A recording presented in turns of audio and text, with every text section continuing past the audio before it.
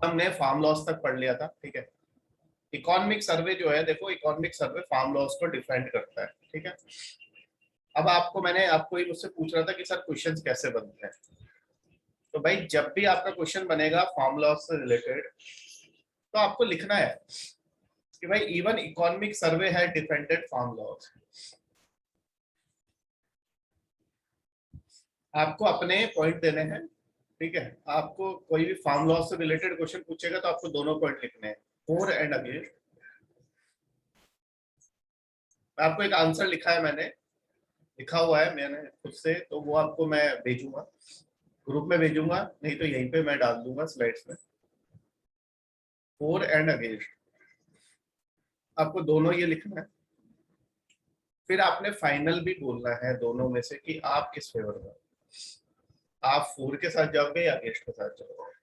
अगर आप फोर के साथ जाना चाहते हो तो आपको कि भाई फार्म लॉज आपके क्या है, सही है, तो फिर ये आप पॉइंट सब्सटेंटिएट कर सकते हो कि इवन इकोनॉमिक सर्वे है डिफेंडेड, ठीक है। और डिफेंड क्यों किया है, because it will benefit the small and marginal farmers. 85% है अराउंड, ठीक है। तो 85% स्मॉल एंड मार्जिनल फार्मर्स को बेनिफिट करेगा, लगभग 13 करोड़ के आसपास फार्मर्स जो है, ठीक है। तो स्मॉल एंड मार्जिनल फार्मर्स के लिए अच्छा है, क्योंकि ये उनको एपीएमसी में उनको काफी उनका क्या होता है, एक्सप्लॉइटेशन होता है, ठीक है। बिगेस्ट सफरर है वो, एक्सप्लॉइटेशन उन्हीं का होता है, जो बिग लैंडलॉर्ड से उनका कुछ नहीं बिगड़ता है। तो ये आप इस तरह से आंसर लिखोगे, इकोनॉमिक सर्वे इसलिए पढ़ते हैं, this is the only reason. You can use all the points given in economic survey while writing your main answers. आप इकोनॉमिक सर्वे यूज, भले से आप कोई भी पेपर हो, ज्योग्राफी लिख रहे हो आप, ज्योग्राफी में कुछ उसने पूछा, इकोनॉमिक ज्योग्राफी में कुछ पूछा, वहां पे आप लिख सकते हो, ठीक है। इकोनॉमिक सर्वे में तो सब कुछ देता है, वो सस्टेनेबल डेवलपमेंट गोल्स की बात करता है, वो कोविड की भी बात करता है, वो सब चीजों की बात करता है। तो इकोनॉमिक सर्वे को आपको यूज करना है to substantiate your answer. It will put some weightage in your answers, you will get good marks. इसलिए हम बोलते हैं कि आप कुरुक्षेत्र पढ़ो, क्योंकि गवर्नमेंट की मैगजीन है। योजना के लिए मैं मना करता हूँ, क्योंकि योजना एक तो बल्कि है, काफी लोग योजना बल्कि है। अगर आप पढ़ना चाहो पढ़ सकते हो, बल्कि है, और दूसरा इसकी लैंग्वेज थोड़ी टफ है, इसलिए इंडिया ईयर बुक की बात की जाती है। खैर इंडिया ईयर बुक आप पढ़ोगे तो वो आपको ऐसा लगेगा जैसे कि आपके जो सब्जेक्ट्स पढ़े हुए हैं उसी का रिपीटेशन है, लेकिन कुछ पॉइंट्स यहाँ पे ऐसे होते हैं इंडिया ईयर बुक में जो कहीं नहीं होते, और वहीं से क्वेश्चन पूछा जाता है। जैसे यूपीएससी ने पूछा था सत्यमेव जयते कहाँ से लिफ्ट किया है, ये इंडिया ईयर बुक में लिखा हुआ है। अब आप नॉर्मल बुक्स पढ़ोगे वहां पे ऐसी चीजें नहीं लिखी होती है, ठीक है। चलो ठीक है, तो ये आप याद रखना कि कैसे इकोनॉमिक सर्वे को आपको यूज करना है, ठीक है।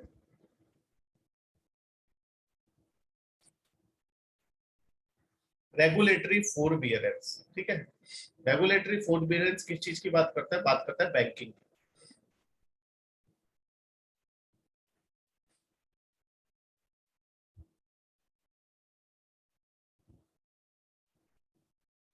ठीक है, क्या कहता है रेगुलेटरी फोरबियरेंस। रेगुलेटरी फोरबियरेंस का मतलब क्या है, रेगुलेटरी फोरबियरेंस का मतलब यह है कि जो बैंक्स है उनका पूरा कैपिटल डिप्लीट होने के बाद भी, बैंकिंग हमने बहुत अच्छे से पढ़ी है, कैपिटल आपको पता है, उनका पैसा जो है, बैंक्स के पास उनका कैपिटल सारा डिप्लीट हो गया, डिप्लीट मतलब खत्म हो गया, या फिर बहुत बुरी हालत है बैंक्स की, मतलब एनपीएस बहुत ज्यादा है,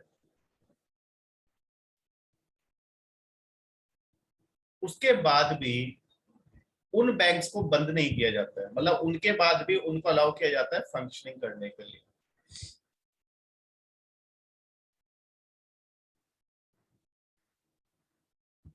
it means even after the capital of banks is depleted, they are allowed to function, that is regulatory forbearance. Regulatory forbearance क्या है कि आपने बैंक का सारा पैसा, अगर एनपीएस बढ़ भी गए, बैंक पूरी हालत में, तो भी आप बैंक को अलाउ करते थे वो फंक्शन कर सके।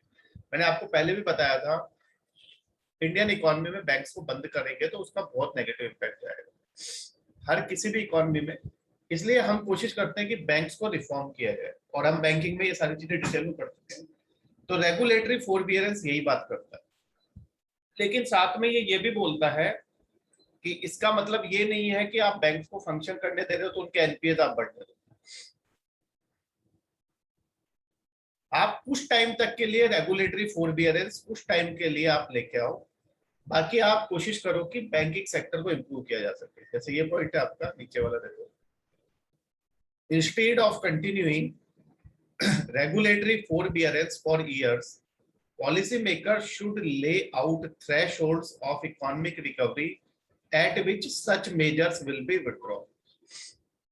ठीक है ना, मतलब ये है कि आप एक हद तक उनको काम करने दो, जब आपको लगे कि हाँ भाई अब इकोनॉमी रिकवर हो गई है और अब इनको ज्यादा रेगुलेटरी फोरबियरेंस की अब जरूरत नहीं है, अब बैंक्स को खुद से फंक्शन करना चाहिए, इनको बाहर से सपोर्ट नहीं देना चाहिए, कैपिटल वगैरह प्रोवाइड नहीं कराना है।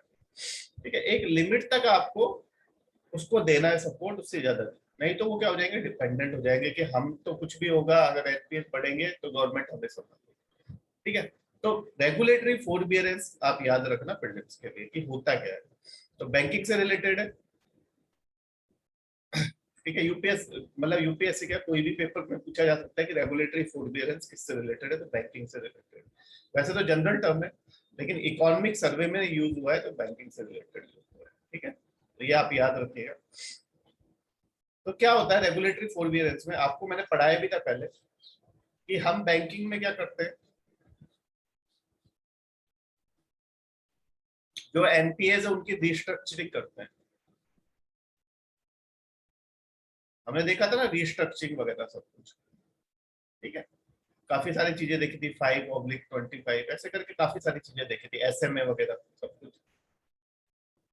तो बैंक्स का जो एनपीएस होते हैं उनको आप रिस्ट्रक्चर करते हो। रिस्ट्रक्चर कैसे करते हो आप, जो आप जिन्होंने लोन लिया है उनके साथ आप बात करके, आईबीसी है आपका, इंसॉल्वेंसी एंड बैंक्रप्सी कोड, ये सब चीजें हम देख चुके हैं। क्यों, ताकि जो एनपीएस बन गए वो कैसे ना कैसे करके आप रिकवर कर सको। अब प्रॉब्लम क्या है कि एक एक यहाँ पे एक वो होता है आपका, एक कंसेप्ट होता है जिसे हम कहते हैं प्रोविजनिंग।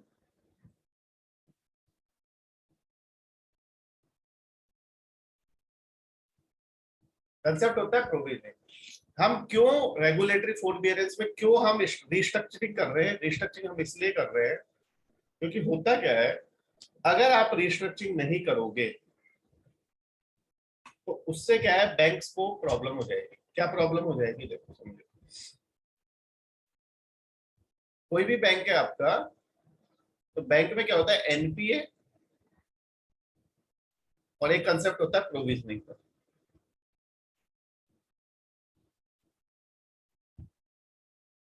ये कंसेप्ट प्रोविजनिंग का मैं आपको पढ़ा चुका हूं, अगर नहीं पढ़ाया तो यहाँ पढ़ लो। प्रोविजनिंग का कंसेप्ट, ये प्रोविजनिंग कौन करता है, रेगुलेट, आरबीआई। और ये भी एक कारण था जिसकी वजह से आरबीआई और गवर्नमेंट में टसल हुई थी, जिससे section 7 of the RBI act वाला न्यूज में आया था। ठीक है, अब क्या है, जितने ज्यादा आपके एनपी होंगे उतना ही ज्यादा प्रोविजनिंग होगा। क्या है प्रोविजनिंग, जैसे मान लो किसी बैंक का 100 रुपए का एनपी है, ठीक है, 100 रुपए का एनपी है, और उस बैंक के पास कैपिटल है 200 रुपए लोन पे देने के लिए। लेकिन अगर आपके एनपीए हैं तो उसका कुछ परसेंटेज, एनपीए का कुछ percentage, some percentage of NPA, some percentage of NPA, वो आपको साइड में रख देना है। मतलब कैसे, उसको आपको सेफ रख देना है, उसको आप यूज नहीं कर सकते लोन पर्पज के लिए। और वो जो परसेंटेज एनपीए का रखना है वो कहाँ से रखना है, इसमें से। तो मान लो मैंने फिक्स किया कि 10% आपको रखना है, ठीक है, और चलो मान लेते हैं ये 1000 नहीं है, इसको हम मान लेते हैं 500 है, चलो 500 आपका एमपी है, 500 है। अब 500 का 10% कितना हो गया, 50। ये 50 रुपीज आपने साइड में रख दिया, जैसे हम सीआरआर एसएलआर रखते थे वैसे ही आपने ये 50 रुपीज साइड में रख दिए। इसको आप यूज नहीं कर सकते, किसके लिए, लोन पर्पज के लिए। अब आपके पास कितना बच गया, सिर्फ 150। जितना ज्यादा आपका एनपीए बढ़ता जाएगा उतना ही ये अमाउंट आपका बढ़ता जाएगा। ये जो अमाउंट, कितना अमाउंट रखना है, एनपीए का कितना परसेंटेज रखना है, उसी को प्रोविजनिंग कहते हैं। तो आप समझ रहे हो ना कि एनपीए ज्यादा होंगे तो प्रोविजनिंग ज्यादा होगी, ज्यादा प्रोविजनिंग होगी तो ज्यादा पैसा आपको साइड में रख देना है, तो बैंक कमाएगा क्या? कुछ नहीं। तो गवर्नमेंट ने यही बोला कि भाई अगर तुम प्रोविजनिंग ऐसे रखोगे तो बैंक्स कैसे काम करेंगे। तो आरबीआई ने क्या बोला, अगर मैं नहीं रखूंगा तो ये फेल हो जाएंगे, इनका एनपीए और ज्यादा बढ़ता जाएगा। अब कम से कम ये इतना पैसा तो इनके पास है, थोड़ा बहुत तो पड़ा हुआ है, कल को डूबे तो ये पैसा ये यूज कर सकते हैं सेफ। क्योंकि 200 ये दे रहे हैं लोन में, लेकिन वो 200 वापस भी तो नहीं आ रहा, वो तो एनपीए बन रहा है। तो फिर 150 दे 200 दे क्या फर्क पड़ता है। लेकिन आरबीआई गवर्नमेंट ने क्या बोला कि यार जब तक बैंक पैसा नहीं देंगे आगे कैसे ग्रोथ होगी। तो प्रोविजनिंग में जितना ज्यादा एनपीए होगा आपको, उतना ही ज्यादा आपको प्रोविजनिंग में पैसा रखना पड़ेगा और उतना ही कम पैसा बचेगा बैंक्स के पास लोन में देने के। अब क्या करें हम, इस एनपीएस को रिस्ट्रक्चरिंग कर दें, इसकी रेगुलेटरी फोरबियरेंस में इसकी रिस्ट्रक्चरिंग करें।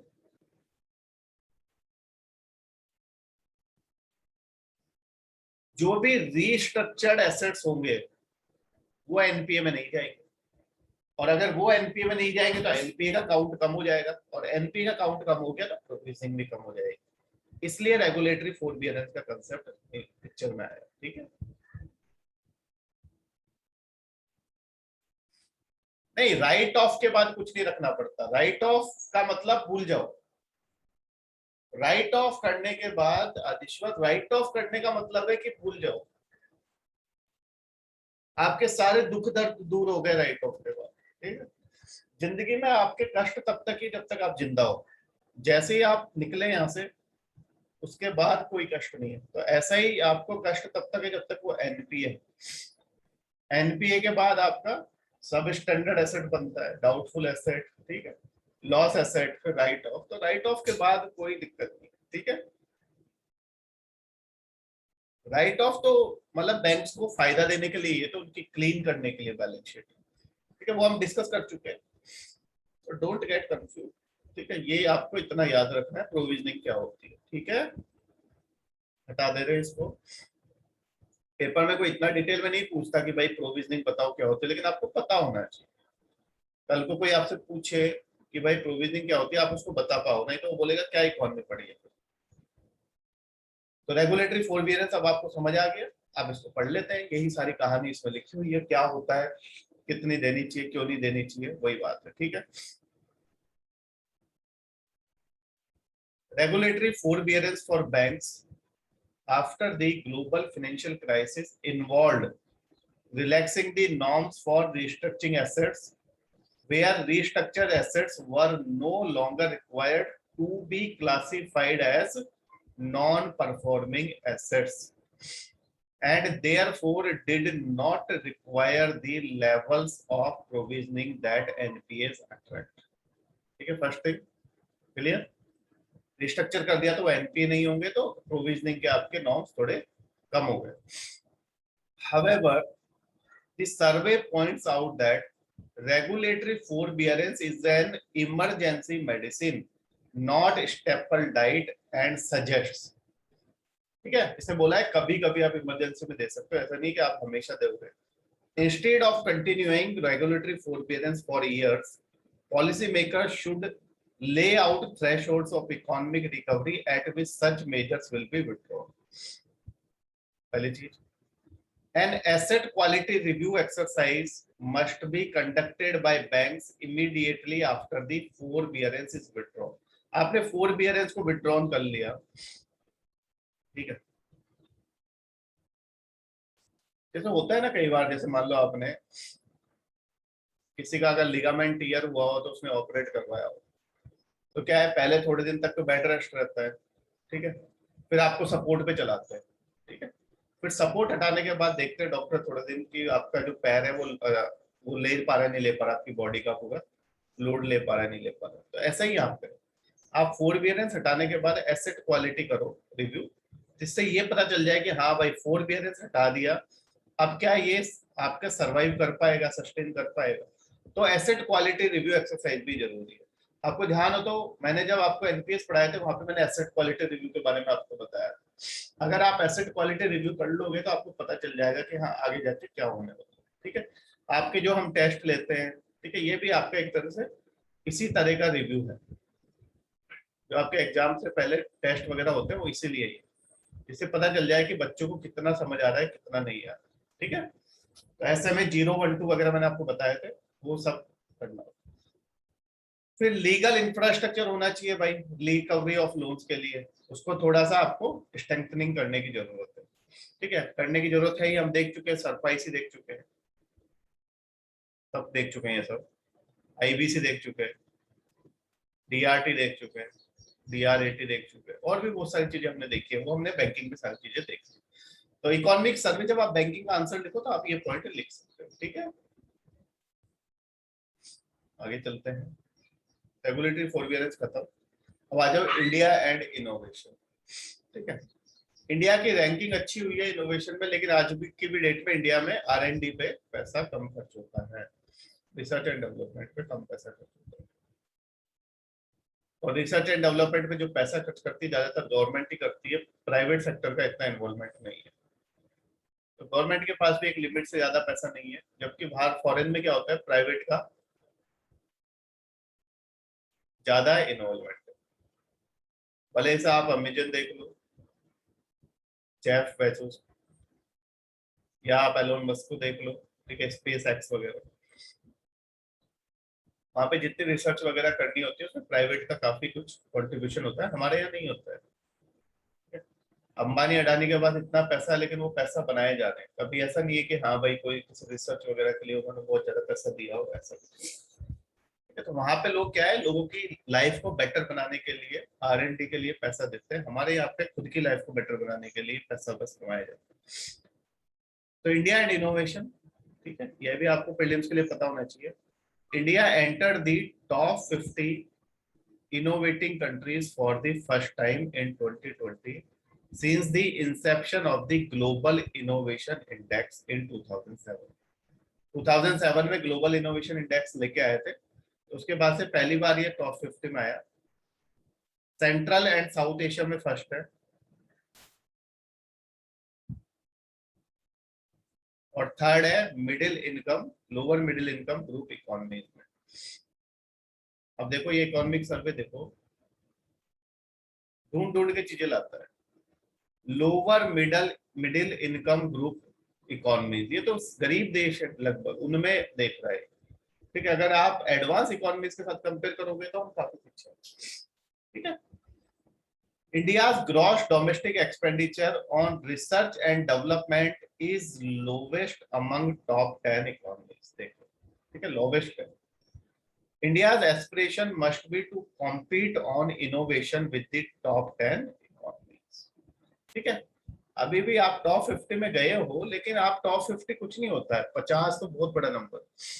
आपकी इतनी पॉपुलेशन है, आपको नंबर 1 पे होना चाहिए था, लेकिन नंबर 1 पे कैसे जाएंगे जब बचपन का प्यार चलेगा तो है। ठीक है, आजकल वही चल रहा है इंस्टाग्राम पे, मैं देखता नहीं हूँ, लेकिन वो इंस्टाग्राम पे रील्स आ जाते हैं खुद से, पता नहीं कितने ही आप बच्चों को आ जाते हैं खुद से।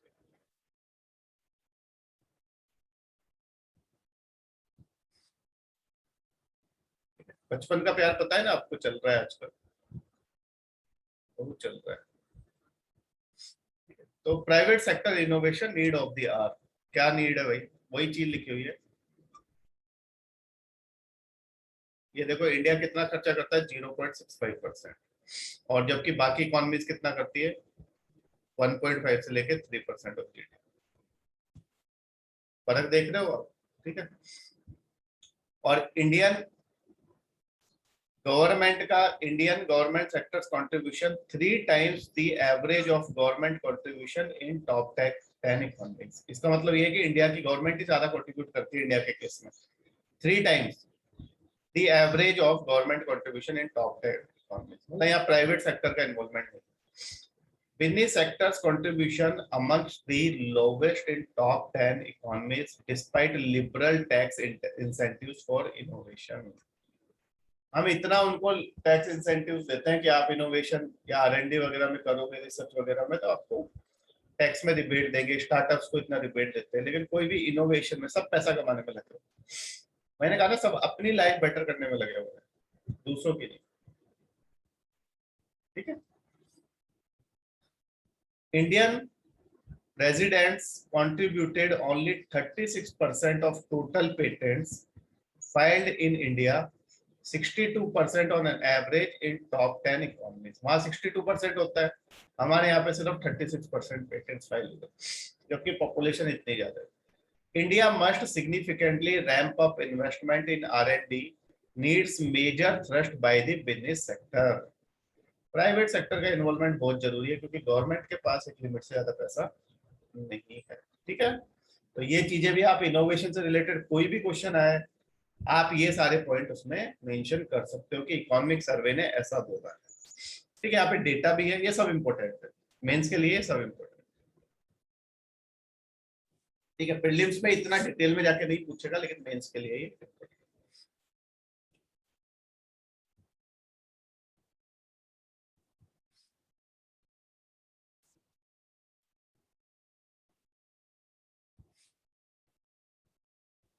अब देखो, प्रोसेस रिफॉर्म्स हमारे यहाँ पे क्या प्रॉब्लम है।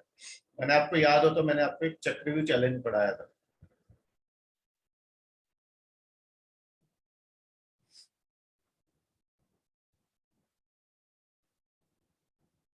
एक चक्रव्यूह चैलेंज मैंने आपको पढ़ाया था, और दूसरा मैंने आपको पढ़ाया था ट्विन बैलेंस शीट प्रॉब्लम।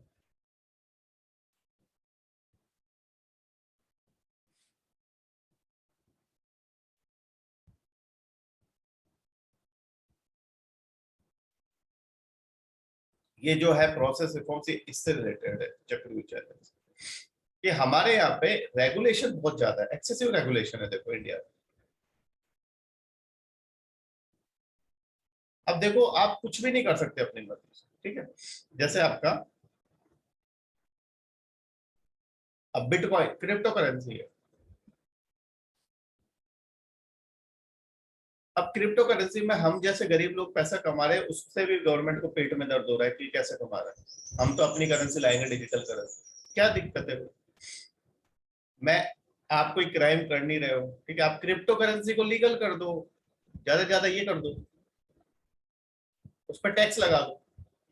ठीक है। वैसे भी आजकल तो जितने भी आपके प्लेटफॉर्म्स है वो सब केवाईसी लेते हैं, उसके बिना आप ट्रेड नहीं कर सकते। तो जब भाई केवाईसी ले रखा है तो फिर काहे का पेट दर्द है। लेकिन नहीं, गवर्नमेंट खुश नहीं देख सकती किसी को, हर चीज पे टैक्स लेगी, हर चीज पे वो परेशान करेगी कि तुम खुश हो तो कैसे खुश हो। ठीक है। तो वही हो रहा है यहाँ पे, एक्सेसिव रेगुलेशन बहुत है। ठीक है। हर चीज में आपको लाइसेंस लेना है, ये लेना है, ये परमिट लेना है, वो परमिट लेना है।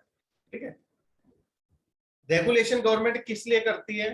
गवर्नमेंट रेगुलेशन करती है ताकि आपकी ट्रांसपेरेंसी आ जाए, रूल्स ला के ज्यादा से ज्यादा। जैसे आपको मैं एग्जांपल देता हूँ, हमारे यहाँ गवर्नमेंट जॉब में जब आप जाओगे,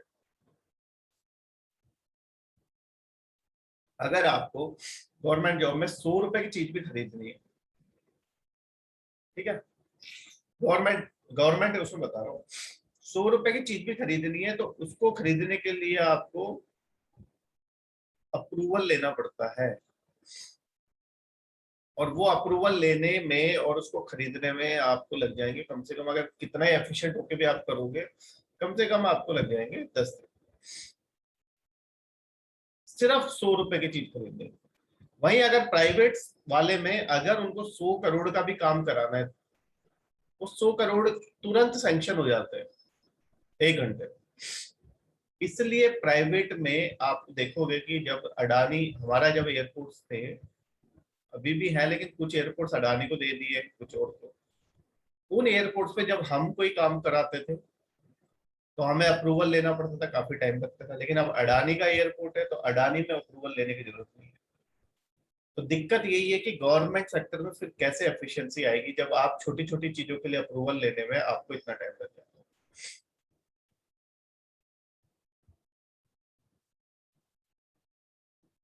अरे भाई, तो क्रिप्टो का कंसेप्ट एनआर, देखो क्रिप्टो जो आपकी बनाई गई थी, वो बनाई इसलिए गई थी, क्रिप्टो करेंसी जो बनाई गई है वो एनार्किस्ट टाइप के लोगों ने ही बनाई है। और उसको इसलिए ही बनाया गया है क्योंकि वो उनको परेशान थे गवर्नमेंट से। अब आप मुझे बताओ, हर चीज के लिए टैक्स लेती है गवर्नमेंट, ठीक है, हर चीज के लिए टैक्स लेती है, क्या मुझे उस टैक्स के बदले जो चीज मैं चाहता हूँ वैसा मिल रहा है? कुछ नहीं मिल रहा मुझे, ठीक है। क्या सड़कें आपकी उतनी अच्छी है? नहीं। क्या हॉस्पिटल्स आपके उतने अच्छे? नहीं। क्या आपको मेडिकल फैसिलिटीज वैसे मिल रही? नहीं। क्या अच्छे आपके ये पॉलिटिशियंस के, अच्छे लॉ मेकर्स के आपके साफ सुथरे चुन के आ रहे? नहीं। फिर आपका पैसा ही वो यूज किया जाता है एमएलए खरीदने के लिए, ठीक है, सरकार बनाने के लिए, एमपी खरीदने के लिए। तो फिर आप कैसे कह सकते हो कि भाई जो आप टैक्स दे रहे हो वो सही जगह पे यूज हो रहा है? तो गवर्नमेंट के जो एक्सेसिव रेगुलेशन है, जो गवर्नमेंट भी तो वही कर रही है ना, गवर्नमेंट भी तो दादागिरी कर रही है ना। अब आप बताओ, कोई अगर क्रिप्टो करेंसी बनाई है, लोग उसको पसंद कर रहे हैं, लोग उसमें इन्वेस्ट कर रहे हैं, आप केवाईसी नॉर्म्स फॉलो हो रहे हैं, तो फिर काहे का पेड़ दर्द हो रहा है भाई? केवाईसी नॉर्म्स तो फॉलो हो ही रहे हैं ना उसमें, हर ऐप आपकी केवाईसी नॉर्म्स तो ले ही रही है। गवर्नमेंट को पता ही है कि इसने कितना इन्वेस्ट किया था, वो आपको मंथली आपका वो भी देती है, पूरा का पूरा निकाल के रिकॉर्ड पूरा, ठीक है, वो आता है उसका पूरा का पूरा। तो वो आपने कितना ट्रेड किया, कितना कमाया। तो और क्या लगता है आपको कि क्रिप्टो करेंसी को बैन कर देंगे तो मनी लॉन्ड्रिंग रुक जाएगी, टेरर फाइनेंसिंग रुक जाएगी? जब आपने 500 और 1000 के नोट को किया था, ठीक है, तब क्या रुक गई? क्या नहीं रुकी ना भाई। 500 के नोट को जब किया आपने, ठीक है, जब आपने अभी डिमोनेटाइजेशन किया था, हमने पढ़ा था तब, तो डिमोनेटाइजेशन के बाद क्या आपकी रुक गई क्या काउंटरफिट करेंसी? 2000 रुपए के नोट छापने शुरू कर दी तुम लोग। अभी गवर्नमेंट ने 2000 रुपए के नोट बंद क्यों कर रखे? सर्कुलेशन में कम है ना अभी। तो ऐसा नहीं है कि आप, वो वाली बात है ना, आप रेगुलेट करो चीजों को, ऐसा थोड़ी ना है कि आप बैन ही लगा दो। लेकिन एक्सेसिव रेगुलेशन, इकोनॉमिक सर्वे खुद बोल रहा है कि एक्सेसिव रेगुलेशन गलत है। एक्सेसिव रेगुलेशन की वजह से प्रॉब्लम होती है भाई, ठीक है। तो एक्सेसिव रेगुलेशन क्या है, दिक्कत देता है। जैसे मैं बता तो रहा हूँ, अब मोदी जी बोलते हैं, हमारे पीएम, ऑनरेबल पीएम, क्या बोलते हैं कि भाई गवर्नमेंट वाले लोग अच्छे से काम नहीं करते। कैसे करेंगे? 100 रुपए के काम करने के लिए, अप्रूवल लेने के लिए 5 दिन लग जाते हैं, ठीक है। बड़ा मतलब सिस्टम, वो वाली बात है ना कि आप, जैसे क्या होता है कि ये आपका पेड़ है कोई, ठीक है, यहाँ पे कोई पेड़ है, ठीक है, यहाँ पे आपके मान लो किसी चीज का पेड़ है ये, मान लो, या तो ऊपर लगेंगे फल, चलो मान लेते हैं यहाँ पे आपके पपैया का ही पेड़ है, यहाँ पे पपैया लगे, ठीक है। अब रूल क्या है, ये आपके अप्रोच में, यहाँ नीचे खड़े खड़े होके आप तोड़ सकते हो इसको। ये आपका सीधा सा तरीका हो गया, कौन सा? प्राइवेट वालों का, कि भाई सामने पपैया दिख रहा है, हाथ बढ़ाया तोड़ लिया। गवर्नमेंट का क्या तरीका है, यहाँ से पहले पेड़ पे चढ़ो, यहाँ तक, यहाँ टॉप पे, फिर यहाँ से आप उल्टे लटक के इसको तोड़ो। समझ गए आप बात को? तो गवर्नमेंट में कितना मुश्किल से आपका मतलब चीजों के लिए अप्रूवल लेना और ये करना टाइम लगता है। फिर आप अगर ऐसे बोलो कि गवर्नमेंट अच्छे से, अब आप देख लो पार्लियामेंट भी देख लो आप, जीएसटी को लाने में कितने साल लग गए, ठीक है। तो आप कैसे कह सकते हो जीएसटी को लाने में क्यों टाइम लग गया? डेमोक्रेसी है भाई, डिस्कशन होगा। ऐसे ही आपकी गवर्नमेंट जॉब है, वहां पे आपको अप्रूवल लेना है तो फाइनेंस में भी जाएगी वो, ठीक है, फिर फाइनेंस से ऑब्जेक्शन आएंगे, फिर फाइनेंस वाला बोलेगा ये पैसा किस लिए चाहिए, फिर आप बिल लाओ, फिर आप 3-4 कोटेशंस लो, फिर लोगों को बुलाओ, ठीक है। तो वही वाली बात है। फिर गवर्नमेंट में ये भी है कि भाई आपको काम कराना है तो मिनिमम रेट में आपको काम कराना है।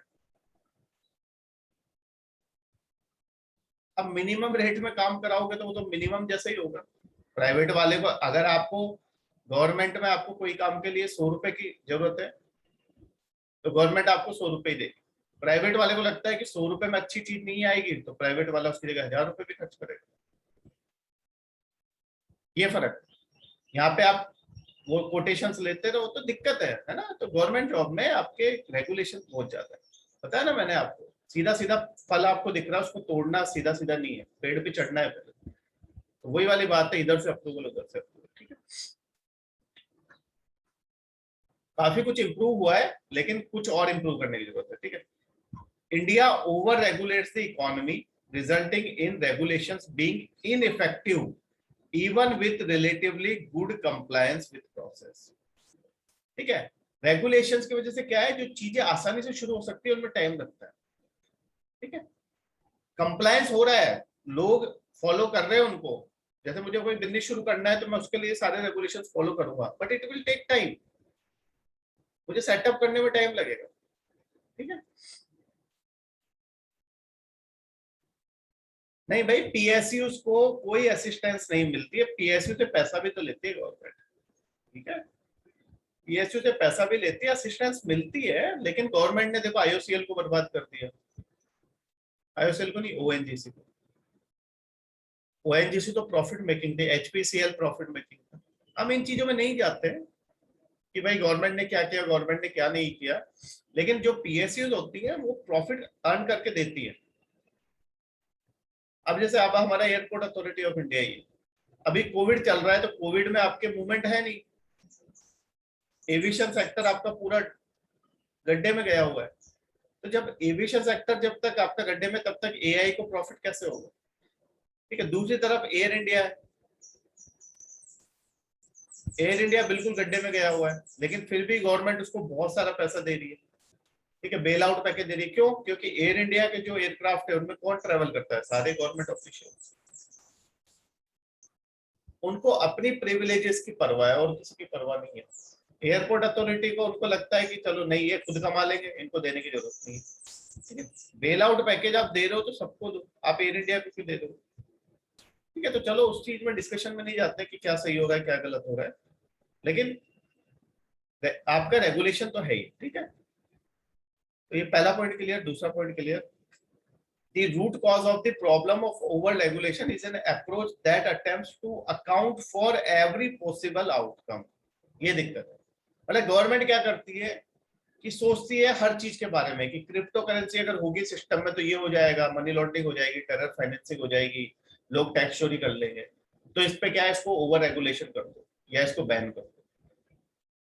मतलब ज्यादा सोच के, हर पॉसिबल आउटकम सोच के उतने रूल्स बना देती है, और उतने ज्यादा रूल्स बनाने के बाद फिर उनको फॉलो करेगा आदमी, तो वैसे ही आदमी इरिटेट हो जाएगा, साथ में टैक्स की चोरी करने लग जाएगा, बिजनेस नया शुरू नहीं हो पाएगा। ये प्रॉब्लम है। ठीक है, तो क्या है, गवर्नमेंट तो ट्रांसपेरेंसी लाने की कोशिश करती है कि जितने ज्यादा रेगुलेशंस होंगे रूल के हिसाब से काम होगा, लेकिन वो ज्यादा ट्रांसपेरेंसी लाने के चक्कर में नॉन ट्रांसपेरेंट डिस्क्रिप्शन आ जाता है। लोग फिर क्या करते हैं, लोग छुप छुप के काम करते हैं गलत। ठीक है, तो ये कारण है कि ओवर रेगुलेशन, जैसे आपके घर वाले पेरेंट्स अगर आप पे बहुत ज्यादा आप पे रेगुलेशन रखें कि बेटा यहाँ मत जाओ, रात को दोस्तों के पास मत जाओ, ठीक है, मूवी देखने मत जाओ, ये मत करो, तो फिर क्या है, बच्चा चोरी चोरी उनसे झूठ बोलना शुरू कर देता है। ठीक है, पढ़ाई के बहाने मूवी देखने चला जाता है। तो जहां पे ज्यादा रेगुलेशन होगा वहां पे कहीं ना कहीं तो क्या है, बगावत होगी होगी। ठीक है,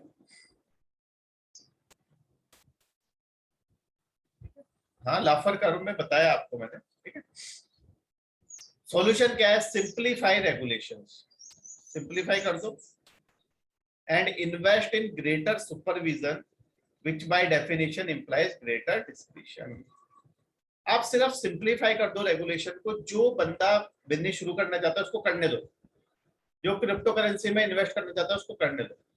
आप सिर्फ सुपरविजन, रेगुलेशन वो रखो सुपरविजन कि हाँ भाई गलत तो नहीं हो रहा, बच्चे को घूमना है कहीं घूमने दो, उस पर बस सुपरविजन रखो कि कोई गलत काम तो नहीं करो। अब कोई अगर सही काम जा रहा है, कहीं घूमने जा रहा है, खेलने जा रहा है, उसके लिए भी आप रेगुलेशन रखोगे तो बगावत होगी ना। तो ये कहने का मतलब कि सिंप्लीफाई रेगुलेशन। ठीक है, उसकी जरूरत भी, देखो काफी जगह पे किया भी। पहले आप पासपोर्ट बनवाने जाते थे, बड़ी प्रॉब्लम थी, पहले आपको लाइसेंस बनवाने में बड़ी प्रॉब्लम, खैर जम्मू में तो अभी भी है, लेकिन अगर आप बाहर जैसे जयपुर वगैरह में आप बनवाओ बड़ी आसानी से बन जाता है आजकल। ठीक है, खैर एजेंट्स तो आज भी घूमते, एजेंट्स कल भी थे, परसों भी थे, आप कितना ही कर लो वो एजेंट्स तो है। लेकिन ऐसा नहीं है, आप आजकल ऑनलाइन अप्लाई करो, तुरंत आपका नंबर आ जाता है। तो पहले से आसान हुई है चीजें, लेकिन अब भी जरूरत है थोड़ी सी उसको ठीक करने की। अब देखो आप डिजिटली पे कर सकते हो कभी भी कहीं पे भी।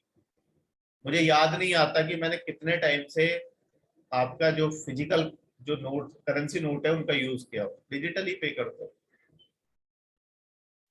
आजकल तो यहाँ पे मुंबई का यही फायदा है, इवन जो आपके वेंडर्स है, वेजिटेबल वेंडर्स, उनके पास भी आपका फोन पे, ठीक है। तो तरक्की तो हुई है। हम पहले सोच नहीं सकते थे कि ऐसा टाइम भी आएगा जब सीधा आपका फोन से पे हो जाएगा। अब आगे डिजिटल करेंसी आ जाएगी, ठीक है। अपनी खुद की सेंट्रल डिजिटल करेंसी निकालने की बात कर रहा है आरबीआई, तो उसके बाद थोड़ा और रिवोल्यूशन आ जाएगा। हो सकता है एक टाइम ऐसा आ जाए कि जो आपके करेंसी नोट है हमारे, ये फिएट करेंसी वगैरह जो है, वो शायद वर्चुअल करेंसी को रिप्लेस करते, ठीक है। मतलब पूरी तरह से तो नहीं करेगी, क्योंकि गाँव में भी आपका थोड़ा इंफ्रास्ट्रक्चर, दूसरा आपका क्या है विलेजेस, रूरल एरियाज, यहाँ पे थोड़ा सा मुश्किल है, लेकिन काफी कुछ चीजों को रिप्लेस कर देगी। जैसे आप फोन पे आज की डेट में मैंने देखा है गाँव में भी हर कोई यूज करता है। गाँव वाले ज्यादा होशियार हो गए, ठीक है, क्योंकि वो चीजों को जल्दी सीख लेते हैं। उनको कोई चीज लगती है कि हाँ भाई ये काम किया, उसको सीख लेते हैं। मतलब जो यंग लोग हैं, जो थोड़े से पुराने लोग हैं, वो फिर भी थोड़े कंफर्टेबल नहीं है। तो डिजिटल करेंसी के बहुत सारे आपके एडवांटेजेस है, डिसएडवांटेजेस तो बड़े कम ही है उसके, ठीक है। हमने पढ़ा था कैशलेस इकोनॉमी, मैंने आपको पढ़ा दिया, ठीक है। India and sovereign credit rating देख लेते हैं। क्या कहता है इकोनॉमिक सर्वे? इकोनॉमिक सर्वे कहता है कि भाई जो आपकी रेटिंग एजेंसीज हैं, जितने भी रेटिंग एजेंसीज है, वो जो रेटिंग देती है वो ट्रांसपेरेंट नहीं है।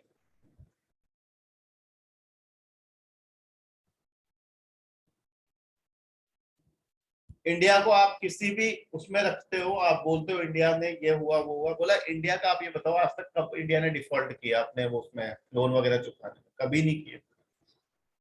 तो आप ट्रांसपेरेंसी होनी चाहिए। क्या बोलता है इकोनॉमिक सर्वे की? ट्रांसपेरेंसी होनी चाहिए। आप बताओ ना कि आपने किस तरीके से रेटिंग दी है, किन किन पैरामीटर्स को आपने ध्यान में रखते हुए रेटिंग दी है, आपने अपनी कंट्री को ज्यादा अच्छी रेटिंग क्यों दिया, हमें क्यों खराब रेटिंग दी। तो इकोनॉमिक सर्वे यही बात करता है कि जो ये आपकी सॉवरेन क्रेडिट रेटिंग एजेंसीज है, ये आपकी ट्रांसपेरेंट वे में काम नहीं करती है, ट्रांसपेरेंट मैनर में काम नहीं करती है, सब्जेक्टिव होती है, ठीक है। उनको थोड़ा सा क्या है, ऑब्जेक्टिव होना चाहिए। कुछ पैरामीटर्स लेके आओ आप कि भाई इन पैरामीटर्स के बेसिस पे हम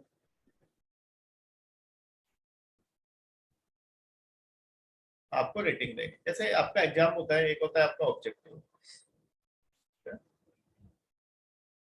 एक आपका होता है ऑब्जेक्टिव पेपर, एक होता है आपका मेंस का जो सब्जेक्टिव होता है। ऑब्जेक्टिव का मतलब क्या है? सबके लिए सेम है, सबके लिए सेम है। ऑब्जेक्टिव का मतलब ये होता है, ऑब्जेक्टिविटी का मतलब यही होता है। ऑब्जेक्टिविटी का मतलब ये होता है जो सबके लिए सेम है। तो जैसे आपसे कोई क्वेश्चन पूछा, उसके चार ऑप्शन है, ए बी सी डी। अब करेक्ट तो उनमें से एक ही है, मान लो बी करेक्ट है, तो सबके लिए बी ही करेक्ट है। ऐसा नहीं है मैंने ए लगाया तो ए सही हो जाएगा, मैंने सी लगाया तो बी अगर करेक्ट है तो सबके लिए बी करेक्ट है। वो ऑब्जेक्टिविटी है। तो यहाँ पे सबको पता है कि हाँ भाई बी सही है, जब की आएगी तो उसमें बी सही होगा। अगर आपने बी लगाया सही है, नहीं तो गलत है। लेकिन आपका मेंस के पेपर में आपने किसी क्वेश्चन का आंसर लिखा, हजारों लोग लिखेंगे।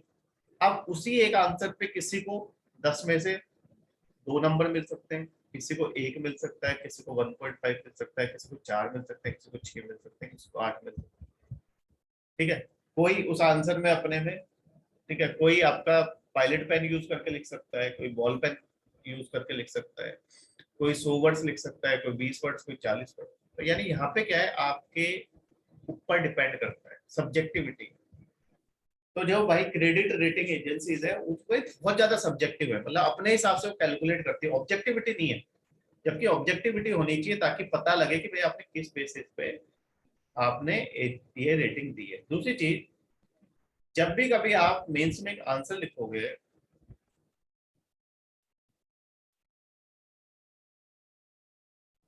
जब भी कोई आप आंसर लिखोगे मेंस का, ठीक है, ट्राई टू ब्रिंग ऑब्जेक्टिविटी।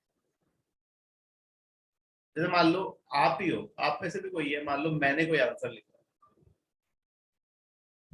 आप उसको चेक करते हो, तो आप उसमें वो चीज ढूंढोगे जो आपको भी आती है, ठीक है। मतलब जो चीज आपको भी पता है, जैसे कौन सी चीजें पता होती है हमें, इकोनॉमिक सर्वे ने क्या बोला, कॉन्स्टिट्यूशन में क्या लिखा हुआ है, फंडामेंटल राइट्स क्या होते हैं, फंडामेंटल ड्यूटीज क्या होती है, डीपीएसपी क्या होता है, करंट अफेयर्स के बारे में हमें पता है, इंडिया चाइना, मतलब जो चीजें आपको पता है या उसको पता है, मतलब जहाँ पे फ्रिक्वेंसी मैच हो गई। इसलिए ऐसे वगैरह जब भी हम लिखते हैं तो ऐसे वगैरह में ज्यादा कोशिश हम करते हैं कि फंडामेंटल राइट्स डीपीएसपी को यूज करें, प्रीएम्बल के वर्ड्स यूज करें। क्यों? क्योंकि वो उसे भी पता है, हमें भी पता है। या महात्मा गांधी को यूज करें क्योंकि वो महात्मा गांधी, उसने भी पढ़ा है, हमने भी पढ़ा है। लेकिन आप कोई नया ही नाम लेके आ गए किसी का, उसका कोट लिख रहे हो, उसको उसने जानता ही नहीं है, तो वो नेगेटिव इफेक्ट आता है। तो मेंस में अच्छे नंबर लाने का तरीका क्या है? Bring objectivity in your answers. More objectivity, more marks. Objectivity लाने का मतलब क्या है? आप दोनों की फ्रिक्वेंसी मैच करनी चाहिए। जो आपकी कॉपी चेक कर रहा है उसको लगना चाहिए हाँ यार बच्चे ने ये सब चीजें लिखी हैं, ये मुझे भी पता है, ठीक है, और रेलेवेंट। ठीक है,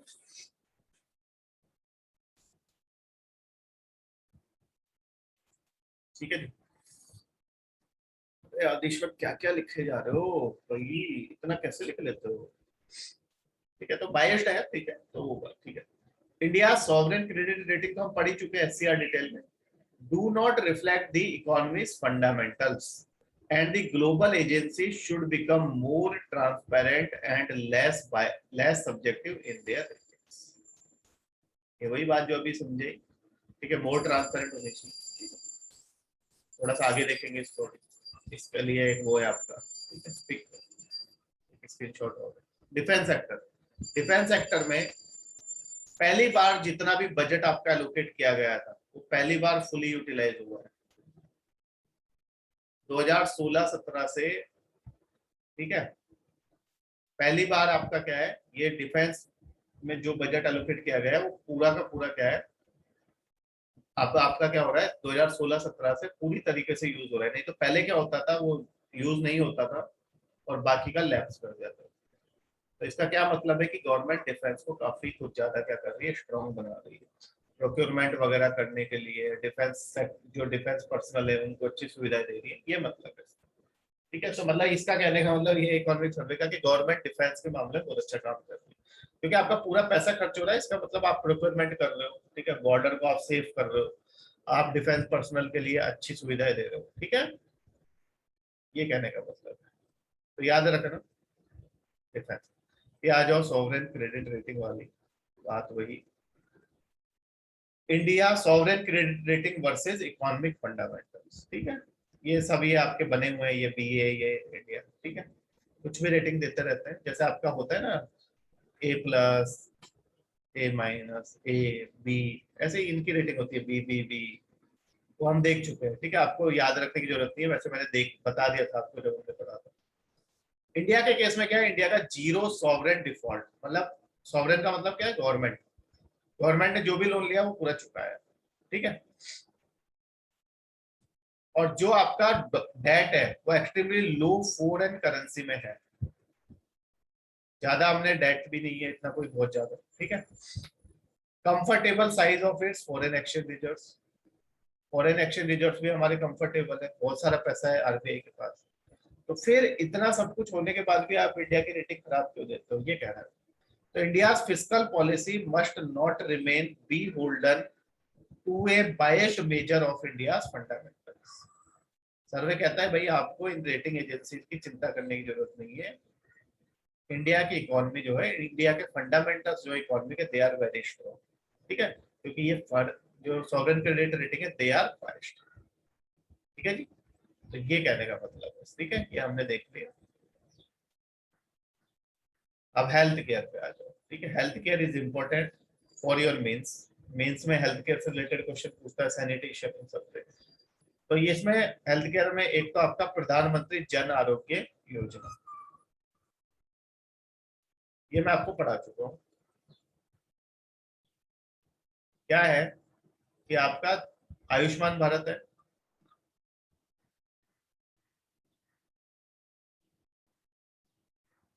आयुष्मान भारत के दो पार्ट है, एक तो ये हो गया और दूसरा हेल्थ एंड वेलनेस सेंटर्स, जो मैंने आपको बताया था कि 1.5 लाख खोलेंगे।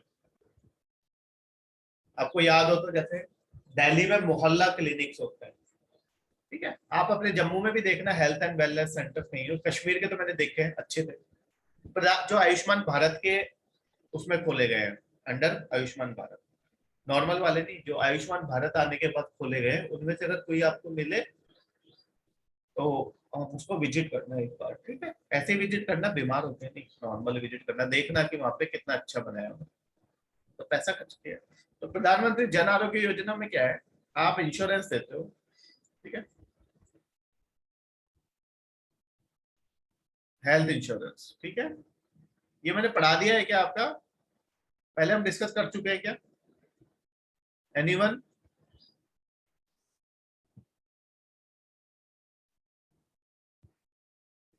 एनीवन? ये हम डिस्कस कर चुके हैं क्या, प्रधानमंत्री जन आरोग्य योजना? हाँ जी, नहीं आप ही बता दो, कर चुके डिस्कस? नहीं किया, चलो अब कर लेते हैं, इसमें कुछ नहीं है,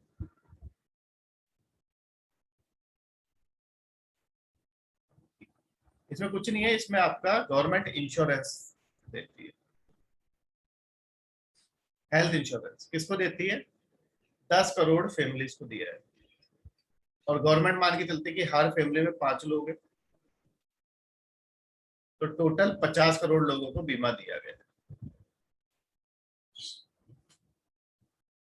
50 करोड़ लोगों को बीमा दिया गया। अब सोचो आप, इंडिया की पॉपुलेशन लगभग 135 करोड़, उसमें से आपने 50 करोड़ लोगों को क्या दे दिया, हेल्थ इंश्योरेंस, काफी परसेंटेज को दे दिया आपने। कहीं पे भी वर्ल्ड में इतना बड़ा कोई भी हेल्थ इंश्योरेंस प्रोग्राम नहीं है, मतलब वर्ल्ड का सबसे बड़ा हेल्थ इंश्योरेंस प्रोग्राम है आपका प्रधानमंत्री जन आरोग्य योजना। अब इसमें क्या होता है, आपको क्या है, 5 लाख रुपए मिलते हैं हर मेंबर को, 5 लाख, 5 लाख का इंश्योरेंस है। अगर आप इनमें से कोई, इनमें ज्यादातर कौन से आते हैं, बीपीएल सबसे पहले उन्हीं को मिलेगा, ठीक है, तो ये 10 करोड़ में जो 10 करोड़ जो फैमिलीज हैं उनमें पहले वही जो गरीब लोग हैं पहले उन्हीं का नंबर आएगा। तो क्या है, 5 लाख का आपने इंश्योरेंस दिया, 5 लाख का इंश्योरेंस किस लिए दिया आपने, होता क्या है, दिक्कत क्या हो रही है यहाँ पे कि दो तरह का आपका, एक होता है प्राइमरी हेल्थ केयर, ठीक है,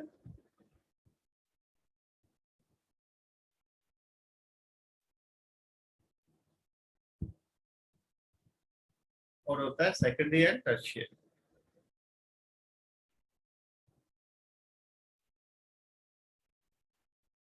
ठीक है।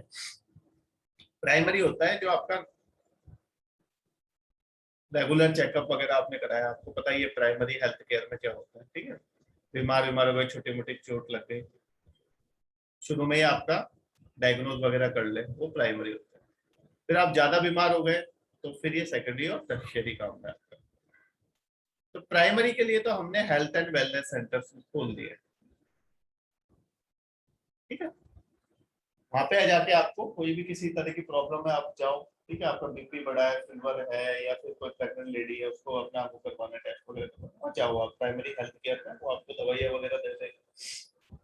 लेकिन आपकी तबीयत ज्यादा खराब हो जाए तो फिर आपको क्या होता है, एडमिट वगैरह भी होना पड़ता है, तो उसके लिए आपको सेकेंडरी और टर्शियरी में जाना पड़ेगा, कि ज्यादा प्रॉब्लम होगी तो फिर आईसीयू वगैरह में, तो इसके लिए 5 लाख का बीमा है, 5 लाख।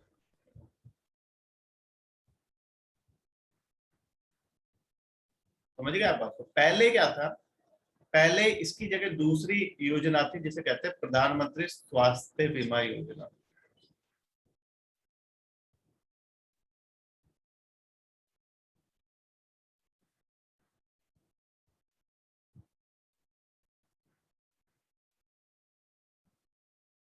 अब उसको रिप्लेस कर दिया गया है, इसमें क्या था प्रधानमंत्री स्वास्थ्य बीमा योजना में, इसमें कितना था आपका ये जो आपको मिलता था इंश्योरेंस, वो कितना था, सिर्फ 30,000।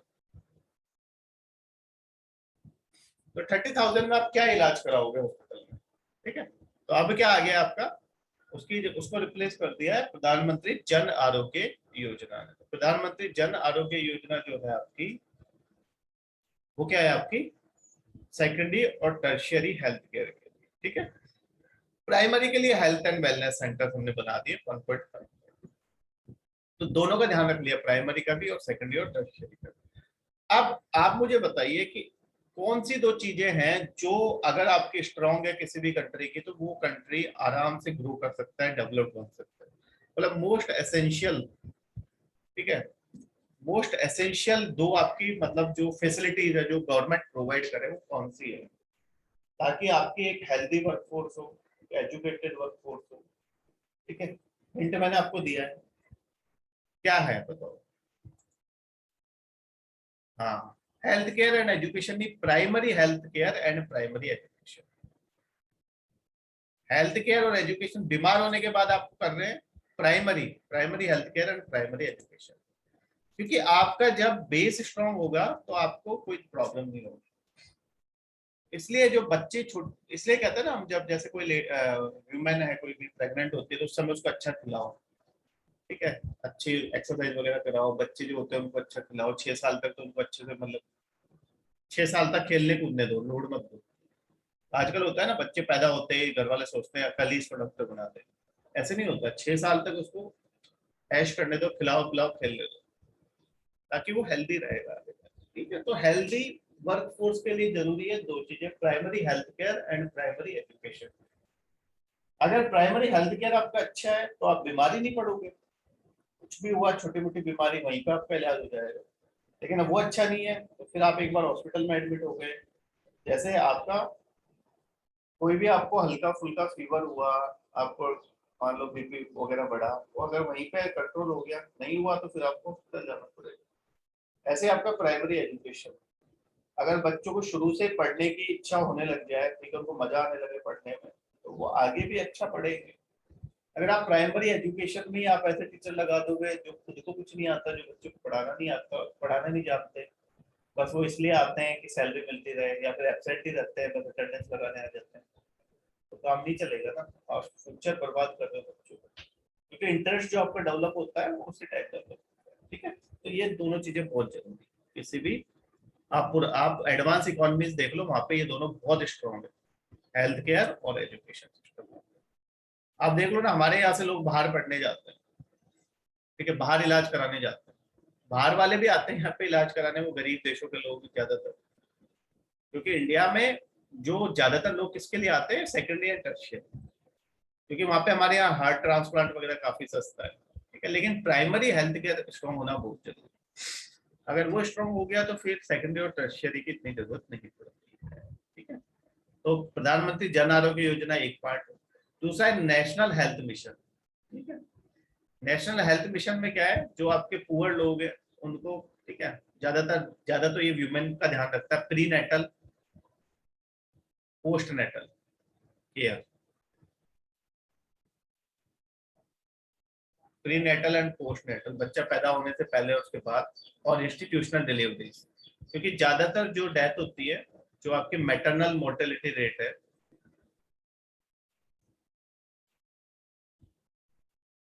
ये सब चीजें आपको आनी चाहिए। मैटरनल मोर्टेलिटी रेट क्या होती है, इन्फेंट मोर्टेलिटी रेट क्या होती है, सेक्स रेशियो क्या होता है, ठीक है, IMR MMR, ये सब आपको पता होना चाहिए। मैटरनल मोर्टेलिटी रेट जो है आपकी, मतलब बच्चे को बर्थ देते वक्त जो आपकी मदर होती है, ठीक है, वो एक्सपायर कर जाती है, वो मैटरनल मोर्टेलिटी रेट में गिनते हैं। तो इसका मेजर रीजन क्या है कि आपकी डिलीवरी जो होती थी वो इंस्टीट्यूशनल नहीं होती थी। जैसे पहले के जमाने में तो क्या होता था, आपके घर में ही जो आपकी, क्या बोलते हैं उसको, शायद मिडवाइफ कुछ बोलते हैं, दाई जो होती है ना, ऐसे कुछ बोलते हैं शायद, तो उसको बुला के वो करवा देते थे डिलीवरीज। तो पहले के जमाने में क्या, खान पान बहुत अच्छा होता था, शादियां जल्दी हो जाती थी, खान पान बहुत अच्छा होता था। जल्दी का मतलब ये नहीं कि 15 साल की शादी करती, मतलब वही 21-22 को हो जाती थी। अब आजकल लेट मैरिजेज होती है, तो लेट मैरिजेज होती है तो बाद में क्या होता है, बर्थ वगैरह में कॉम्प्लिकेशन हो जाते हैं, तो इंस्टीट्यूशनल डिलीवरी जरूरी है, नहीं तो क्या डेथ हो सकती है। पहले के जमाना अलग था, पहले खान पान भी अच्छा था, बहुत देसी घी खाते थे, दूध वगैरह, आजकल तो सब जगह मिलावट है, तो इंस्टीट्यूशनल डिलीवरीज को प्रमोट करने की जरूरत है। वैसे आपने देखा होगा आजकल फास्ट फूड का बहुत ज्यादा प्रचलन बढ़ गया है, ठीक है, तो अगर आप जैसा खाओ, शरीर में ताकत भी चाहिए होती है ना भाई, अगर बच्चे को जन्म देना तो शरीर में ताकत होना बहुत जरूरी है, ठीक है। इसलिए आजकल देखो इतने कॉम्प्लिकेशन होते हैं, एनवायरमेंट भी ऐसा, पॉल्यूशन भी बहुत बढ़ गया, तो इसलिए इंस्टीट्यूशनल डिलीवरीज की जरूरत है, क्योंकि कैसा भी कॉम्प्लिकेशन हो सकता है। इसलिए ये आपकी स्कीम लेके आया था नेशनल हेल्थ मिशन। इस पे ज्यादा ध्यान इन्हीं पे दिया गया था वुमेन पे, क्योंकि मैटरनल मोर्टेलिटी रेट हाई थी, क्योंकि इंस्टीट्यूशनल डिलीवरीज नहीं होती थी इस वजह से। ठीक है, तो इसमें आशा वर्कर्स को भी इन्वॉल्व किया गया। आशा वर्कर्स ने काफी हेल्प करी इंस्टीट्यूशनल डिलीवरीज करवाने में। ठीक है, आयुष्मान भारत में इसको भी आपको देना चाहिए, prominence should be given under Ayushman Bharat. ठीक है, अच्छी स्कीम है नेशनल हेल्थ मिशन। तो ये दो आपकी स्कीम। ठीक है,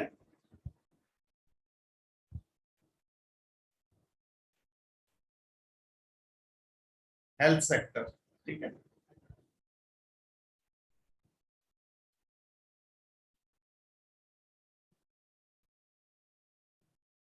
to respond to pandemics infrastructure must be agile. ठीक है, क्या होना चाहिए? Infrastructure must be agile. क्या मतलब होता है इसका?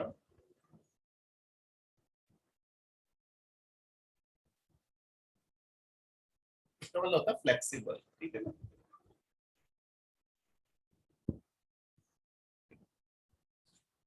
आसानी से खुद को अडेप्ट कर ले। ठीक है, जैसे अभी कोरोना आया, कोविड आया, तो कोविड में ऐसा नहीं है कि आप बैठे हो वैक्सीन नहीं लगा रहे हो। ठीक है, मेडिसिन अवेलेबल नहीं है। ठीक है, वो आई थी बीच में आपकी फेबी फ्लू वगैरह, पता नहीं जो भी चाहिए वो। ठीक है, रेमडेसिविर वगैरह जो भी चाहिए।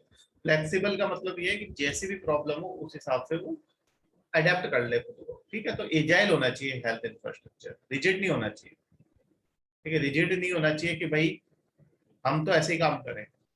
एजाइल होना चाहिए। ठीक है, जो आपकी जैसी जरूरत है उस हिसाब से आपका हेल्थ इंफ्रास्ट्रक्चर खुद को अडेप्ट कर ले, पेंडेमिक में जिस हिसाब से जरूरत है उस हिसाब से। ठीक है, नेशनल हेल्थ मिशन पे एम्फेसिस आपको देना चाहिए, क्योंकि वो आपका इंस्टीट्यूशनल डिलीवरीज को प्रमोट करता है, प्रीनेटल पोस्ट नेटल। ठीक है, उनको सबको पब्लिक हेल्थ एक्सपेंडिचर में आपका जो 1% है अभी। ठीक है, 1% से 2.5 से लेकर 3% होना चाहिए। ठीक है, ये मैं आपको पहले ही बता चुका हूँ। ठीक है, ये आपका जो हमारी नेशनल हेल्थ पॉलिसी है वो भी बोलती है कम से कम 2.5% ऑफ जीडीपी तो होना चाहिए। नेशनल हेल्थ पॉलिसी यही बोलती है। ठीक है, और जो आपका पॉकेट एक्सपेंडिचर है अभी, out of pocket expenditure, out of pocket expenditure का मतलब ये है कि भाई मैं 100 रुपए कमाता हूँ। ठीक है, अब 100 रुपए में से मैं कितना अपनी मेडिसिन पे या हेल्थ केयर पे अपनी जेब से खर्च करता हूँ। गवर्नमेंट हॉस्पिटल में गया फ्री इलाज हो रहा है, वो ठीक है, वो गवर्नमेंट दे रही है, लेकिन आउट ऑफ पॉकेट मतलब मेरी जेब से कितना जा रहा है। तो आज की डेट में जो आउट ऑफ पॉकेट एक्सपेंडिचर है वो हमारा कितना है? 65%। बहुत हाई है। इससे क्या पता चलता है कि हमें जेब से बहुत ज्यादा खर्चा करना पड़ता है जब कोई बीमार हो जाता है। तो इस 65% को हमें कितना करना है? 35% करना है। ठीक है, जितना आपका हेल्थ केयर पे स्पेंड हो रहा है उसका 65% आपका आउट ऑफ पॉकेट जा रहा है, जेब से जा रहा है। तो उसको कितना करना है? 35%। आप सोचो, आप 65% अगर जितना भी आपका हेल्थ पे खर्चा हो रहा है उसका 65% आप जेब से दे रहे हो, तो इसका मतलब गवर्नमेंट आपको कहाँ सपोर्ट कर रही है? हेल्थ केयर कहाँ आपका रोबस्ट नहीं है। तो इसको कम करने की जरूरत है। और वो कम कब होगा? जब आपका जीडीपी, ये आपका हेल्थ केयर पे जो आपकी स्पेंडिंग है वो बढ़ेगी 2.5% होगी। अभी 1% यूज करते हैं। 1% इज नथिंग, मिनिमम 2.5% होनी चाहिए। जो बाहर की कंट्रीज है वो 10-10, 12-12% करती है। तो हेल्थ केयर पे हमारा एक्सपेंडिचर बहुत कम है। ठीक है, फिर regulation of health sector required given information asymmetry in health care. Health care में इंफॉर्मेशन एसिमेट्री बहुत है। ठीक है, अब देखो आपके कोविड ये हुआ, कोविड के बारे में ही नहीं पता था कि किस तरह से होता है, क्या क्या प्रिकॉशंस लेते हैं। तो रेगुलेशन चाहिए हेल्थ सेक्टर का। ठीक है, फिर आपके जो एमबीबीएस वगैरह है उनके लिए भी आपको रेगुलेशन चाहिए। ऐसे नहीं कोई भी झोला छाप डॉक्टर बन जाए, कोई भी कॉलेज आपको खोल ले। तो हेल्थ सेक्टर में इंफॉर्मेशन एसिमेट्री को खत्म करने के लिए रेगुलेशन जरूरी है। रेगुलेशन करने का मतलब ये है कि आपका कुछ आपका सेंट्रलाइज होना चाहिए कि हाँ भाई जो इन्फॉर्मेशन दे, लोगों को अवेयर कराए, कोई बीमारी फैल जाए उसके बारे में। ठीक है, तो रेगुलेशन इसलिए इसका तो जरूरी है। ठीक है, फिर आपका क्या है? इंफॉर्मेशन एसिमेट्री नहीं होगी तो उससे क्या होगा? लोगों को आसानी से बेटर प्रोडक्ट्स मिल पाएंगे और इंश्योरेंस पेनिट्रेशन बढ़ेगा। पता रहेगा ना भाई, अगर पूरी इंफॉर्मेशन होगी आपके पास तो आपको पता रहेगा कि भाई कितने लोग बीमार होते हैं, कितने लोग नहीं होते, कितने लोगों को गवर्नमेंट एड की जरूरत है, कितने लोगों को इंश्योरेंस देने की जरूरत है, कौन कौन से बेटर प्रोडक्ट्स लाने की जरूरत है। तो वो सारा इंफॉर्मेशन जब आपके पास प्रॉपर होगी, इंफॉर्मेशन एसिमेट्री नहीं होगी, तभी पॉसिबल है। ठीक है। और टेलीमेडिसिन को प्रमोट करने की जरूरत है, क्योंकि कोविड में आपको पता ही है कि आप डॉक्टर के पास नहीं जा सकते, तो सब कुछ चीजें आपकी क्या होनी चाहिए, डिजिटली अवेलेबल। आप ऑनलाइन कंसल्टेशन कर सको, इवन आप इंडिया में ही बाहर वाले से भी ऑनलाइन कंसल्टेशन कर सको। किसी को अगर ऑपरेशन तक भी करना है तो भी वो आपका टेलीमेडिसिन के थ्रू, ठीक है, ऑनलाइन के थ्रू किया जा सके। गाँव में जहाँ पे डॉक्टर्स नहीं है, वहाँ पे अर्बन एरियाज के डॉक्टर्स को वो कंसल्ट कर सके। ठीक है। या फिर आप रेगुलरली ऐसा कर दो कि हर वीक डॉक्टर उनको वही कंसल्ट करे कि हाँ भाई किसको क्या रेगुलर चेकअप के लिए। तो इस तरह का टेलीमेडिसिन को प्रमोट करने की जरूरत है, क्योंकि कोविड पेंडेमिक अभी इतनी आसानी से तो जाने वाला है नहीं। जब तक ये नहीं जाता तब तक हमें इन्हीं चीजों पे भरोसे रहना है। ठीक है। तो टेलीमेडिसिन भी आपके मेंस के लिए इंपॉर्टेंट क्वेश्चन है। ठीक है। This is important telemedicine. बाकी तो बोल बच्चे ने, इसमें काम की चीज क्या है? काम की चीज एक तो ये है पेपर के लिए, और एक आपका टेलीमेडिसिन। रेगुलेशन वेगुलेशन तो ये सब चीजों बोलता ही है इकोनॉमिक्स में। आगे चलते हैं। ये दो पॉइंट याद रखना, टेलीमेडिसिन क्या होता है, क्या क्या फायदे हैं, और दूसरा आपका जीडीपी पे कितना, हमें कितना हेल्थ पे एक्सपेंडिचर करना चाहिए। फिर गवर्नमेंट कितना करती है, वो वही वाली बात है, गवर्नमेंट अभी 1% करती है, और नेशनल हेल्थ पॉलिसी क्या बोलती है कि 2.5 से लेके 3% होना चाहिए, मिनिमम 2.5% तो होना ही चाहिए। ये याद रखना पेपर के लिए। अगर ऑप्शन में 2.5 दिया हो तो दैट इज करेक्ट, 2.5 to 3 दिया हो तो दैट इज करेक्ट, लेकिन 3% दिया हो, ठीक है, और 2.5 दिया हो तो 2.5 इज करेक्ट।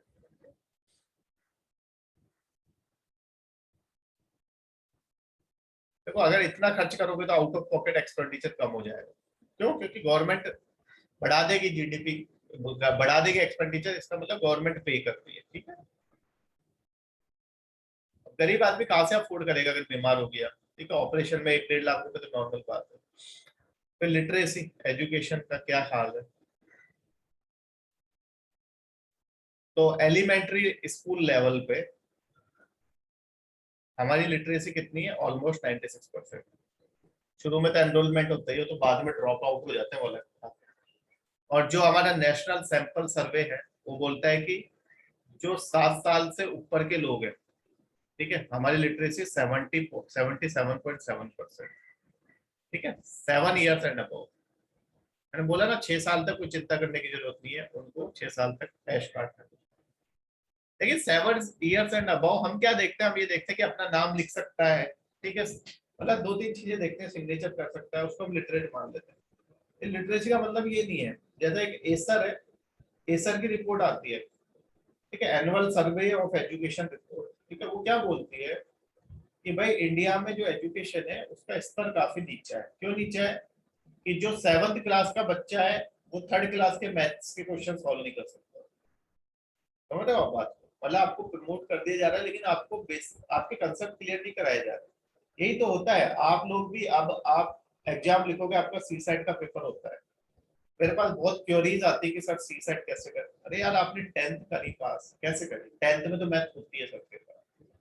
अगर आप आज की डेट में सी सेट में क्वेश्चन सॉल्व नहीं कर पा रहे हो मैथ के, या फिर रीजनिंग, तो चलो रीजनिंग के कर लोगे, मैथ के नहीं कर पा रहे हो, तो इसका मतलब कहीं ना कहीं आपकी जो बेसिक एजुकेशन हुई है, जो आपकी स्कूलिंग हुई है, उसमें कहीं ना कहीं कोई कमी।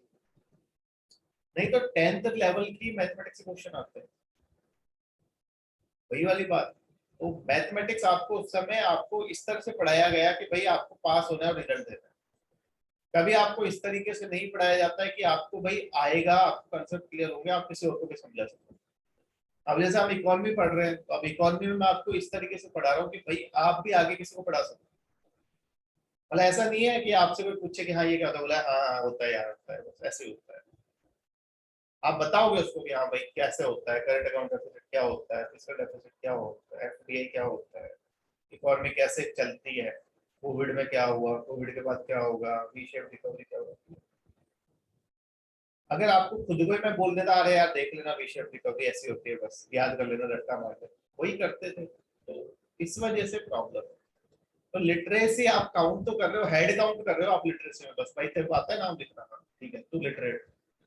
अरे भाई आप ये तो देखो कि लिटरेट का मतलब क्या है, मतलब क्या लिटरेसी काउंट हेड काउंट करने से, तो गवर्नमेंट का क्या एम होता है, गवर्नमेंट क्या होती है आपकी, गवर्नमेंट होती है आपकी रिजल्ट ओरिएंटेड, हमारे यहाँ की गवर्नमेंट रिजल्ट ओरिएंटेड होती है। आपने दो चीजें पढ़ी होंगी कभी एथिक्स में, अगर आपने एथिक्स पढ़ी होगी तो दो चीजें पढ़ी होंगी आपने, टीलियोलॉजिकल एंड डिओन्टोलॉजिकल।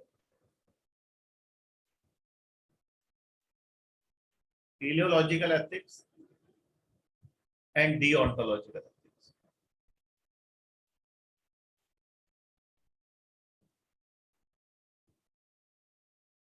तो ये जो होती है ना टीलियोलॉजिकल, ये होती है रिजल्ट ओरिएंटेड,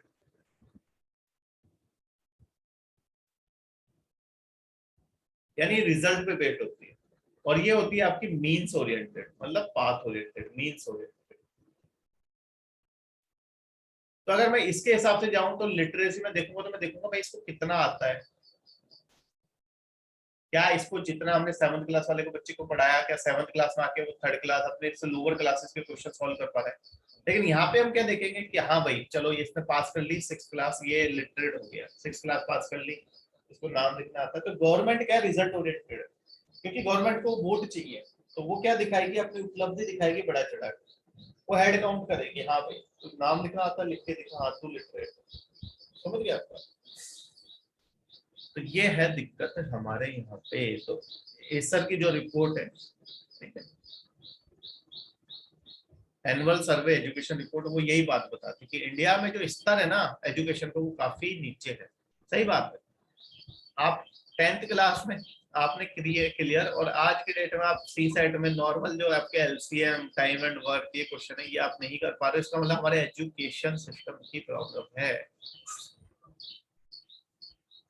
आपकी प्रॉब्लम नहीं है उसमें कि आप बोलो मेरा मैथ वीक है, नहीं नहीं नहीं, आपका मैथ वीक नहीं है, हम सब में तो बराबर का दिमाग है भाई, सब में बराबर का दिमाग होता है, ऐसा थोड़ी ना है आपको कमजोर बनाया है मुझे स्ट्रॉन्ग बनाया है, सब बराबर है। दिक्कत है एजुकेशन सिस्टम। फिर यूट्यूब पे लोग क्या करते हैं, छोटी छोटी ट्रिक बना के बेचारे लोग बच्चों को भ्रमित कर देते हैं, फिर उनका बेसिक ही क्लियर नहीं हो पाता, क्योंकि जो क्वेश्चन आएंगे सी सेट में वो ट्रिक से होते हैं। ट्रिक तो आपकी एक दो क्वेश्चन पे लगेगी ना, वो हर पे नहीं लगती ना भाई। तो ट्रिक वगैरह काम आती है बैंकिंग वगैरह में या एसएससी में, जहाँ पे स्पीड मैटर करती है, सी सेट वगैरह में कर सकते हो आप। ठीक है चलो कोई नहीं। अब आगे चलते हैं। सो हमारे यहाँ पे 77.7% है। लेकिन लिटरेसी रेट में क्या है कि आपका अमंग सोशल रिलीजियस ग्रुप्स काफी डिफरेंस है। ठीक है, जैसे आज की डेट में भी जैसे एक सर्वे बोलता है कि मुस्लिम्स है वो एजुकेशन में काफी पीछे है। ठीक है, और बाकी आपके जैसे फीमेल लिटरेसी रेट काफी नीचे है। ठीक है, SC ST OBC, ठीक है काफी नीचे है। ठीक है, religious groups of Hinduism and Islam, ठीक है, तो ये कुछ ग्रुप्स हैं जो मतलब जिनमें प्रॉब्लम है थोड़ी सी, वो एजुकेट नहीं है ज्यादा, कुछ ग्रुप्स। ठीक है, तो इसमें SC ST OBC का जो है एजुकेशन का स्तर वो नीचा है। ठीक है, वो आपके फैमिली का फर्क पड़ता है ना भाई। आप गांव में जाओगे जैसे, तो गांव में जो ये होते हैं, ये शुरू से काम वाम करने लग जाते हैं, वहाँ का माहौल अलग है, वहाँ पे अभी भी कास्टिज्म है, तो इसलिए ये नहीं पढ़ पाते। ठीक है चलो खैर, इतना याद रखने की जरूरत नहीं है, आप इतना याद रखो कि कितना है लिटरेसी रेट। रूरल एनरोलमेंट, ठीक है, अब देखो ये इकोनॉमिक सर्वे क्या बोलता है, the percentage of enrolled children from government and private schools owning a smartphone increased enormously from 36.5% in 2018 to 61.8% in 2020 in rural India। अब भाई स्मार्टफोन तो लेना पड़ेगा ना, फालतू के असाइनमेंट देते हो, फिर कोविड आ गया तो बढ़ेगा ही वो, तो इसमें इतना इसको बड़ा चढ़ा के बोलने की जरूरत है। तो मतलब इकोनॉमिक सर्वे भी कभी कभी फालतू की बातें कर देता है गवर्नमेंट का प्रेस करने के लिए, तो इसका बस नहीं चला, नहीं तो यहाँ पे लिख देता कि हमने दिए स्मार्टफोन की। ठीक है, जैसे कई लोग बोल रहे हैं कि मीरा भाई चानू को गवर्नमेंट ने मेडल दिलाया, अब नाम तो नहीं लेंगे। आगे चलते हैं, लास्ट स्लाइड है शायद, लास्ट है इसके ऊपर।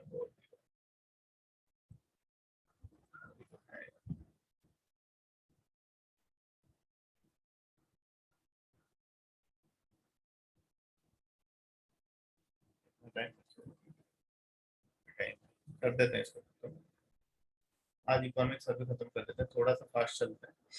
ये 3 आपकी स्कीम्स हैं, किसके लिए है ये? अभी डिजिटल चल रहा है सब कुछ, तो ये टीचर्स और स्टूडेंट्स के लिए। पहले पीएम ई विद्या है, याद रखना, ठीक है। पीएम ई विद्या किसके लिए? डिजिटल, ऑनलाइन या ऑन एयर एजुकेशन के लिए, ठीक है, ताकि आसानी से स्टूडेंट्स और टीचर आपस में इंटरेक्ट कर सकें, ठीक है। तो इसमें क्या है, आपका बहुत सारे आपके ऑनलाइन कोर्सेज शुरू किए गए, ये याद रखना, स्वयं मैसिव ओपन ऑनलाइन कोर्सेज। ये पूछ चुका है यूपीएससी पहले कि भाई ये किससे रिलेटेड है, तो ये आपका डिजिटल एजुकेशन से रिलेटेड है, ठीक है। तो ये शुरू किए हैं किसने? National institute of open schooling. तो पहला तो पीएम ई विद्या है, ठीक है। ई विद्या किसके लिए? डिजिटल एजुकेशन के लिए। दूसरा है आपका प्रज्ञता, ठीक है। ये किसके लिए? भाई जो बच्चे घर पे बैठे हैं, जो स्कूल नहीं जा पा रहे, तो उनके लिए ये आपकी एक लेके आए एक ऐप, ठीक है, डिजिटल एजुकेशन के लिए ये भी, ठीक है। किनके लिए? For students who are presently at home due to closure of school. फिर क्या, बच्चे डिप्रेशन में चले जाते हैं जब आपका बंद हो रखा है स्कूल, ठीक है, बाहर खेलने कूदने नहीं जा सकते, फिर बोर्ड एग्जाम्स की टेंशन, खैर वो तो सबको पास कर दिया बिना एग्जाम की, अलग बात। तो मनोदर्पण किस लिए? साइकोलॉजिकल सपोर्ट के लिए,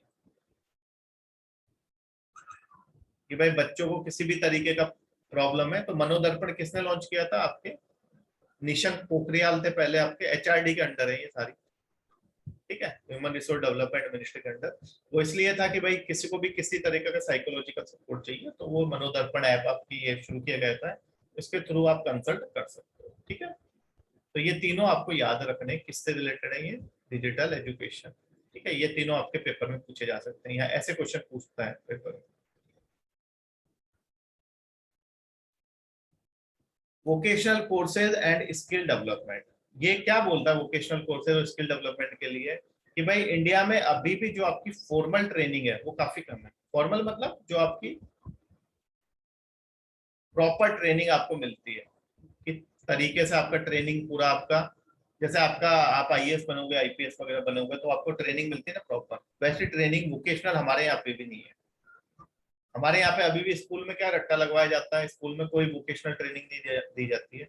तो अब क्या कर रही है गवर्नमेंट कि 9 to 12th के जो बच्चे हैं उनके लिए वोकेशनल कोर्सेज इंट्रोड्यूस किए जाएंगे, ताकि 12th पास करते हुए कम से कम कोई भी जॉब के लिए तो तैयार रहे। कई बच्चे होते हैं ना जिनमें काफी मतलब ऐसा होता है, इनोवेटिव होता है, तो अगर उनको आप थोड़ा सा ट्रेनिंग दोगे, हो सकता है 12th के बाद ही वो अपना स्टार्टअप शुरू कर ले, ठीक है। जरूरी थोड़ी ना है कि सबको भाई डॉक्टर बनना है, इंजीनियर बनना है। स्टार्टअप शुरू करके वो भी तो नेक्स्ट वो बन सकते हैं, एलोन मस्क बन सकते हैं, जेफ बेजोस बन सकते हैं, ठीक है। So vocational courses will be introduced phase-wise in schools for classes 9 to 12 to expose students to skill development avenues as part of the center's flagship skilling scheme प्रधानमंत्री कौशल विकास योजना, ठीक है। प्रधानमंत्री कौशल विकास योजना है किसके लिए? स्किल के लिए। अब देखो, merely 2.4% of India's workforce in the age group of 15 to 59 years have received formal vocational or technical training। नहीं है, सिर्फ 2.4% को मिली है। While another 8.9% obtained training through informal sources। informal sources मतलब जैसे मैं हूं, मान लो मेरे पेरेंट्स हैं, मेरे पेरेंट्स कुछ मान लो उनका हैंडीक्राफ्ट का बिजनेस है, हैंडीक्राफ्ट है, तो उनसे मैंने हैंडीक्राफ्ट सीखा, कोई मुझे ट्रेनिंग नहीं दी गई है, तो इनफॉर्मल तरीका हो गया, ठीक है। मतलब आपको कोई गवर्नमेंट ने सपोर्ट नहीं किया, कोई इंस्टीट्यूशन नहीं है, तो आउट ऑफ द 8.9, ये जो 8.9 है, workforce who received non-formal training, the largest chunk is contributed by on the job training। मतलब काम करते करते आपने सीखा, पहले नहीं मिली आपको। followed by self learning, आपने खुद से गूगल करके इधर उधर से सीखा, या फिर हेरिडिटरी सोर्सेज, अपने पेरेंट्स से, दादा से, इनसे सीखा, और अदर सोर्सेज से सीखने वाले 1%। मतलब इसमें भी आपको खुद से सीखा है, आपको कहीं से गवर्नमेंट ने कोई सपोर्ट नहीं किया, तो गवर्नमेंट इसलिए प्रधानमंत्री कौशल विकास योजना लेके आई है, ठीक है। पहले नहीं थी, स्किल दी जाती थी लेकिन इतना नहीं था, स्किलिंग पे बहुत ध्यान दिया जा रहा है, इसलिए 9 to 12 में आप स्किलिंग वगैरह आप स्कूल में इंट्रोड्यूस करो, ठीक है। एथिक्स भी आप स्कूल में इंट्रोड्यूस करो, ताकि बच्चा शुरू से ही एथिकल बने। आप उसको आके 25-26 साल में एथिक्स पढ़ा रहे हो, क्या फायदा? ठीक है।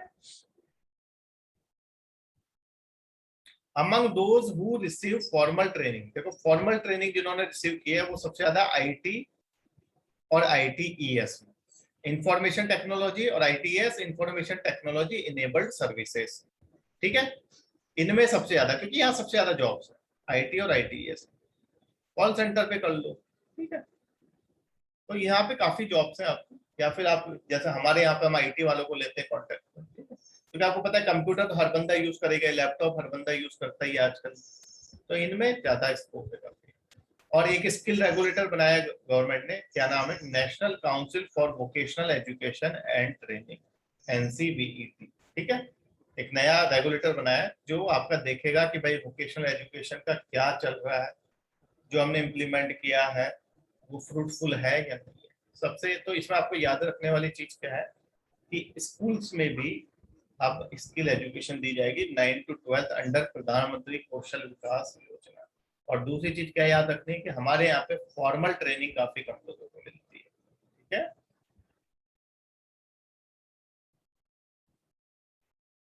बेयर नेसेसिटीज, ठीक है।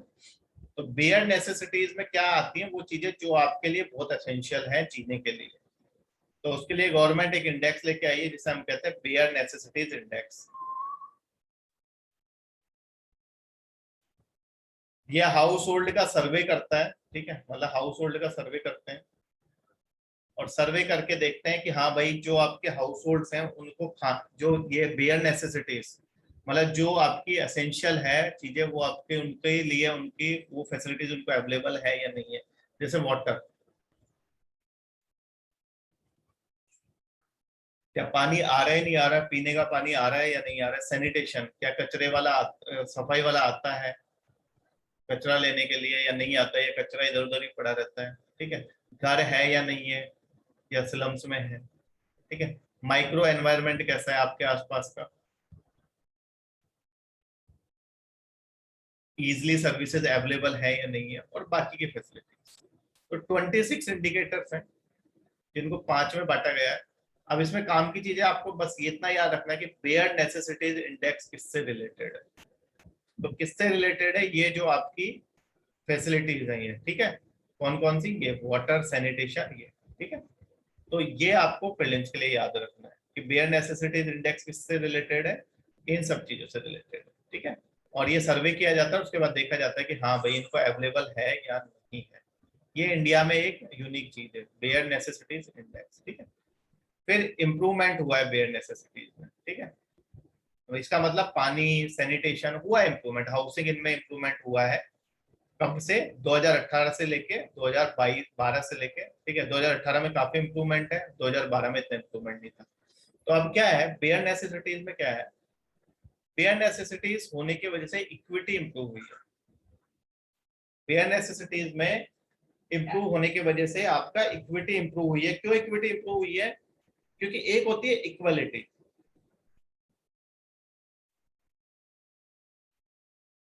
ठीक है। इक्वलिटी का मतलब ये है कि भाई पानी है तो पानी पीने का हमको सबको अधिकार है, वो इक्वलिटी हो गई। लेकिन क्या वो पानी हम सबको अवेलेबल हो रहा है, वहां देखना पड़ेगा इक्विटी। तो जो अमीर लोग थे वो तो आसानी से, उनके पास तो पैसा था तो पब्लिक गुड्स आसानी से उनको मिल जाते थे, ठीक है। भले से वाटर हो सैनिटेशन हो, उनके लिए तो कोई दिक्कत ही नहीं है। अब मुकेश अंबानी को चाहिए होगा तो वो तो समुद्र से उसको रिसाइकिल करके लेके आ जाएगा। लेकिन गरीब आदमी को साफ पानी पीने के लिए चाहिए तो वो क्या बाहर से बोतल तो खरीद के ला नहीं सकता, उसके पास पैसा भी नहीं है कि भाई प्लांट लगा। अगर आप उसको पानी प्रोवाइड करवा रहे हो मतलब इक्विटी इंप्रूव कर रहे हो। इक्विटी कैसे, पानी अवेलेबल है, वो सब पी सकते हैं, वो इक्वलिटी है, भाई आपको भी अधिकार है, लेकिन क्या वो मुझे मिल रहा है नहीं मिल रहा है, वो वहां पे क्या है इक्विटी। जिसको जरूरत है उसको उस हिसाब से दिया जा रहा है, वो वहां पे इक्विटी को इंप्रूव हुआ है, ठीक है। तो बेयर नेसेसिटीज को इंप्रूव करके आपने इक्विटी को इंप्रूव किया, तो इक्वालिटी से एक ऊपर पॉइंट होता है इक्विटी, इक्वालिटी से ऊपर होती है इक्विटी, ठीक है।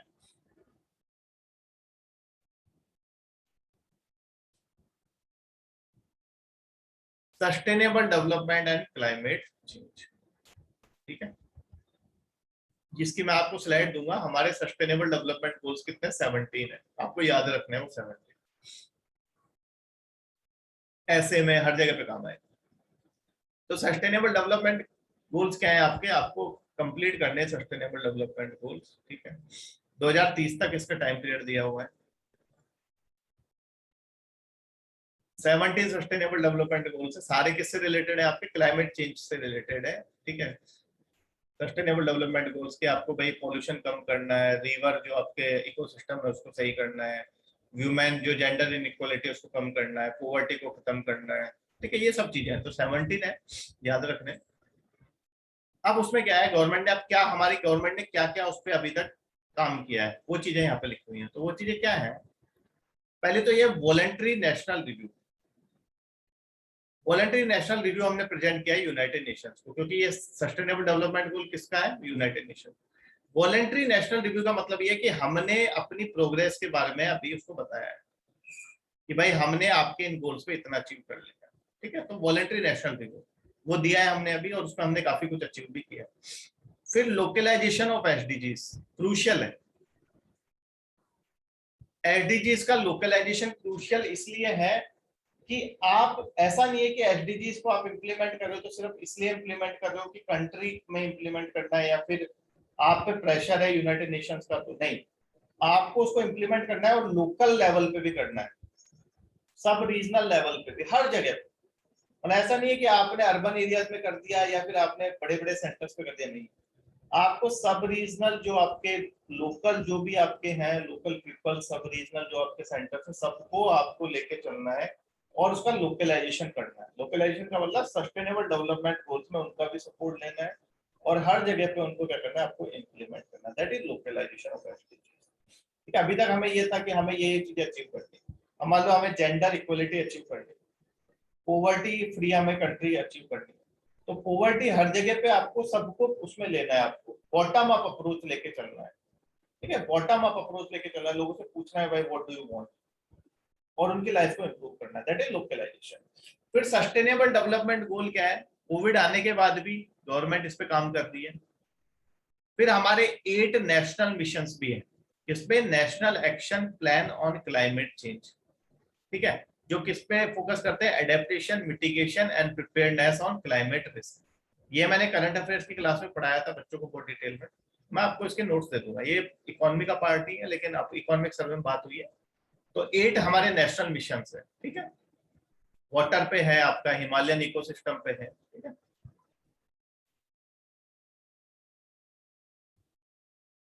किसमें आते हैं वो 8 नेशनल मिशन, NAPCC। ये हम किस लिए लाए थे, क्लाइमेट चेंज को रोकने के लिए। दो चीजों की बात होती है, एडेप्टेशन एंड मिटिगेशन। एडेप्टेशन और मिटिगेशन में क्या डिफरेंस है,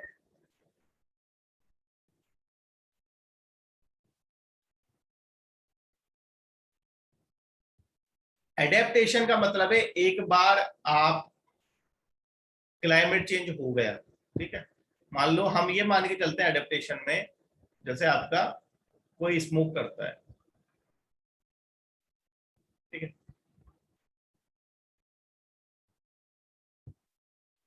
और मिटिगेशन, क्या स्मोक वाला हटा हुआ, आप क्लाइमेट चेंज का ले लो, मान लो हम ये मान के चलते हैं कि भाई हमारे यहाँ पे हम कोल यूज करते हैं, ठीक है, हमारे यहाँ पे क्लाइमेट चेंज होगा और हमारे यहाँ पे फ्लड्स आएंगे आएंगे, ठीक है, या फिर हम जो भी आपका इतना कोल यूज कर रहे हैं, ठीक है, तो उसकी वजह से आपका क्लाइमेट और टेम्परेचर बढ़ेगा ही बढ़ेगा, टेम्परेचर बढ़ेगा तो आपका सी लेवल राइज होगा तो फ्लड्स आएंगे आएंगे, तो हमें उसके हिसाब से अडेप्ट करना पड़ेगा, ठीक है, मतलब आएंगे तो हम ये मान के चलते हैं। मिटिगेशन क्या होता है कि आने ही ना दो, क्लाइमेट चेंज होने ही ना दो, किसी चीज को रूट में ही आप प्रॉब्लम को सॉल्व कर लो, दैट इज मिटिगेशन। अडेप्टेशन में क्या मान के चलते हैं हम कि भाई हाँ आने वाली है चीज, तो फ्लड्स आएंगे तो हमें उस हिसाब से तैयार रहना है, हमें अडेप्ट करना है खुद को कि हाँ फ्लड्स आएंगे। मिटिगेशन में क्या है कि हाँ भाई हमें फ्लड्स आने ही नहीं देने। तो जो डेवलपिंग कंट्रीज है उनका एडेप्टेशन पे ज्यादा वो रहता है फोकस, क्योंकि उन्हें पता है कि हमें कोल यूज करना है, ये टेम्परेचर बढ़ेगा ही, हमारे पास क्लीन टेक्नोलॉजी इतनी है। और जो डेवलप्ड इकोनॉमीज है उनका ज्यादा फोकस इस पे रहता है, मिटिगेशन पे। तो ये इस पे लेके काफी बहस चलती है, एडेप्टेशन और मिटिगेशन, ठीक है। डिटेल में मैंने करंट अफेयर्स में पढ़ाया था, आज इसको ज्यादा डिटेल में नहीं जा रहा है। ठीक है। मिटिगेशन का मतलब होता है रूट में ही प्रॉब्लम को खत्म करना। जैसे आपके जो डेवलप्ड इकोनॉमी वो क्या बोलती है इंडिया को कि भाई तुम क्लीन टेक्नोलॉजी का यूज करो, रिन्यूएबल एनर्जी यूज करो, कोल वगैरह यूज मत करो ताकि क्लाइमेट चेंज ना हो। तो इंडिया क्या बोलता है, भाई तुमने तो कोल यूज कर करके खुद का डेवलपमेंट कर लिया, हम कहां से क्लीन टेक्नोलॉजी लाए, बहुत महंगी है, टाइम लगेगा, इट विल टेक टाइम। बोला पहले हमें उतना तो कोल यूज कर लेना तो जितना तुमने किया है, तुम तो डेवलप हो गए, अब तुम बोल रहे हो मिटिगेशन मिटिगेशन, हम तो तैयार हैं, हमें एडेप्टेशन के लिए पैसा दो कि भाई कल को ऐसी प्रॉब्लम आएगी तो इनको पैसा दो। बोला मिटिगेशन हम कहां से करें, मिटिगेशन में हमको प्रॉब्लम है, हमारे पास पैसा नहीं है, टेक्नोलॉजी नहीं है, तुम पैसा देते हो। तो ये दोनों की बहस चलती है, डेवलप्ड और डेवलपिंग। फिर नेशनली डिटरमिन्ड कॉन्ट्रीब्यूशंस, क्या है कि इंडिया ने जब आपका पेरिस समिट हुई थी 2015 में, तो कुछ अपने टारगेट्स दिए थे कि हम भाई रिन्यूएबल एनर्जी इतनी प्रोड्यूस कर लेंगे 175 गीगावाट, हम कार्बन एमिशन को कम कर देंगे, हम फॉरेस्ट कवर बढ़ा देंगे। ठीक है, तो ये तीन वो दिए थे, इनको कहते हैं नेशनली डिटरमिन्ड कॉन्ट्रीब्यूशन। हर कंट्री ने दिए कि भाई हम कैसे क्लाइमेट चेंज से लड़ेंगे। तो इंडिया ने क्या बोला, हम 175 गीगावाट प्रोड्यूस करेंगे 2022 तक, हम CO2 एमिशन को कम कर देंगे, ठीक है, कार्बन सिंक बनाएंगे, हम फॉरेस्ट कवर लगाएंगे एक्स्ट्रा।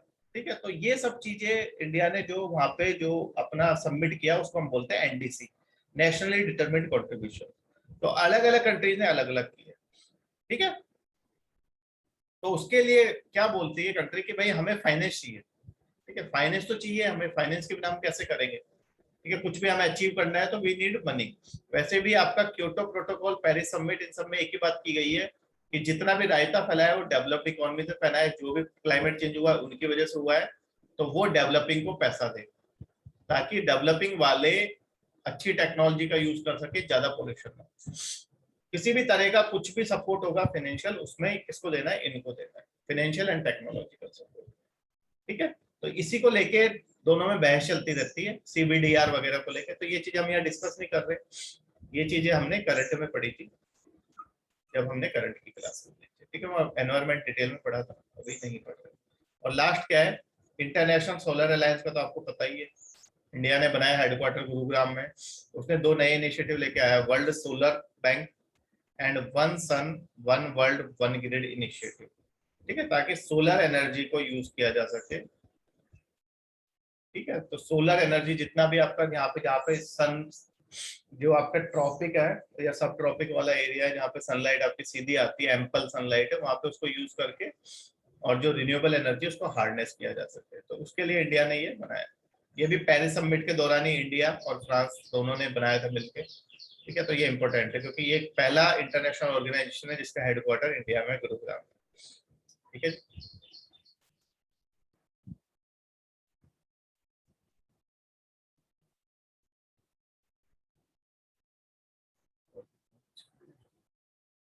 हाँ, बस दो स्लाइड। सोशल इंफ्रास्ट्रक्चर, ठीक है, इसमें काम की चीज क्या है हमारे, ये देखो, जो आपका सोशल सेक्टर एक्सपेंडिचर है एज परसेंटेज ऑफ GDP वो इंक्रीज हुआ। ठीक है, पहले के मुकाबले इंक्रीज हुआ है, सेंटर और स्टेट का। इसका मतलब गवर्नमेंट सोशल सेक्टर पे खर्चा करती है। ठीक है, सोशल एम्प्लॉयमेंट वगैरह, ह्यूमन डेवलपमेंट, इन सब पे। ठीक है, इंडिया की रैंक इंप्रूव हुई है ह्यूमन डेवलपमेंट इंडेक्स में। ठीक है, 131 पे, अभी भी कोई बहुत ज्यादा अच्छी नहीं है, अभी भी हम मिडिल वाले में। ठीक है, एक हाई रैंकिंग होती है, हाई में नॉर्वे वगैरह आपका आता है सबसे, नॉर्वे, स्वीडन, स्विट्जरलैंड। तो हमारा अभी भी बहुत पीछे नंबर है human development. Human development index तीन चीजों को देखता है। ह्यूमन डेवलपमेंट इंडेक्स कौन सी तीन चीजों को देखता है,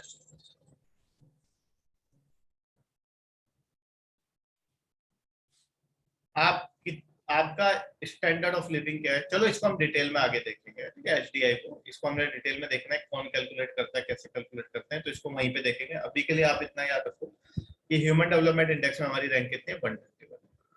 इसको आगे दिखा, आगे पढ़ेंगे इसको, ठीक है, अलग से पढ़ेंगे इसको। पढ़ाना ही है मुझे ह्यूमन डेवलपमेंट इंडेक्स को, लगेंगे इसमें 20-25 मिनट, लेकिन ये काम का है। तो इसमें पढ़ेंगे हम गिनी कोफिशिएंट वगैरह सब पढ़ेंगे।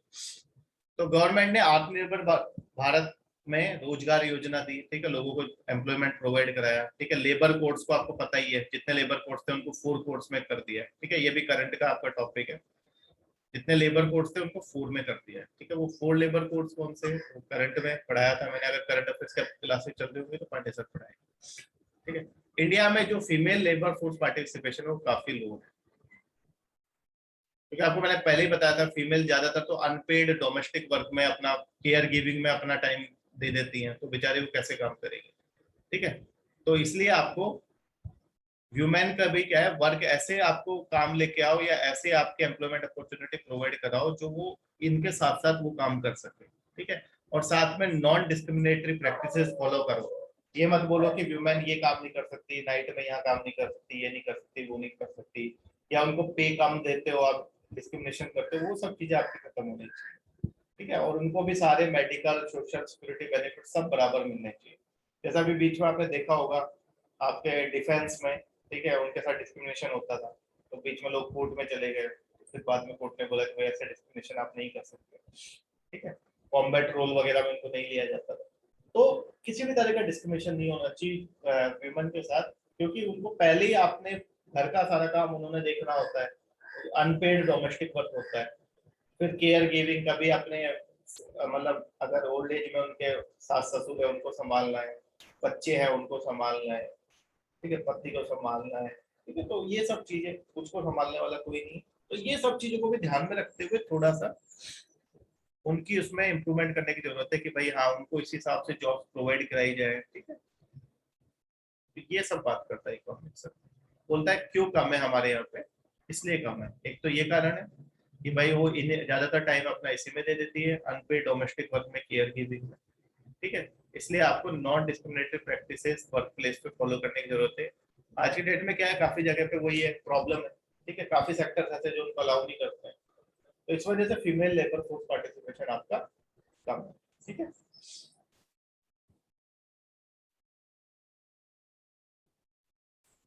लास्ट स्लाइड,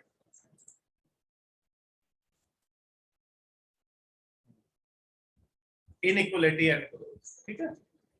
क्या बोलता है ये, कुछ नहीं है, सिंपल है। ये वाली लाइन पहले आप पढ़, कुछ नहीं है, both inequality and per capita income have similar relationship with socio economic indicators in India, ठीक है। इनइक्वालिटी और पर कैपिटा सिमिलर रिलेशनशिप है, ठीक है। पर कैपिटा इनकम आपकी बढ़ेगी तो इनइक्वालिटी आपकी कम हो जाएगी, ठीक है। Economic growth has a greater impact on poverty alleviation than inequality, ठीक है। India must continue to focus on economic growth to lift the poor out of poverty. Redistribution in a developing economy is feasible only if the size of the economic pie grows. ठीक है। Economic growth जो है आपकी, अगर economic growth होगी तो economic survey बोलता है कि जो पॉवर्टी एलिवेशन है, ठीक है, वो आसानी से आप उसको, मतलब पॉवर्टी जो है, पॉवर्टी को दूर कर सकते हो, ठीक है।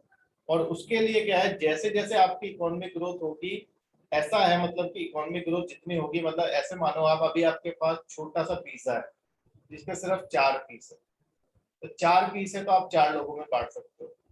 लेकिन अगर वो पिज्जा का साइज बढ़ता जाएगा, इकोनॉमिक ग्रोथ आपकी जितनी होती जाएगी, तो वो रिडिस्ट्रीब्यूट होगी, ठीक है। रिडिस्ट्रीब्यूट होगी तभी होगी ना भाई, जब इकोनॉमिक ग्रोथ होगी आपकी।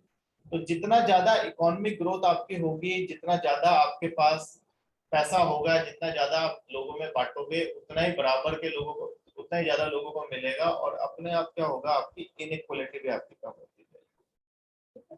तो इकोनॉमिक ग्रोथ पे ध्यान देने की जरूरत है, क्योंकि वही सॉल्यूशन है किसका, पॉवर्टी रिडक्शन का, ठीक है, क्लियर। तो ये खत्म होता है हमारा इकोनॉमिक सर्वे।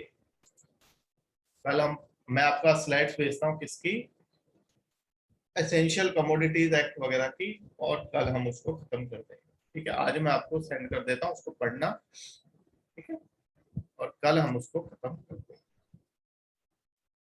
आज के लिए इतना ही।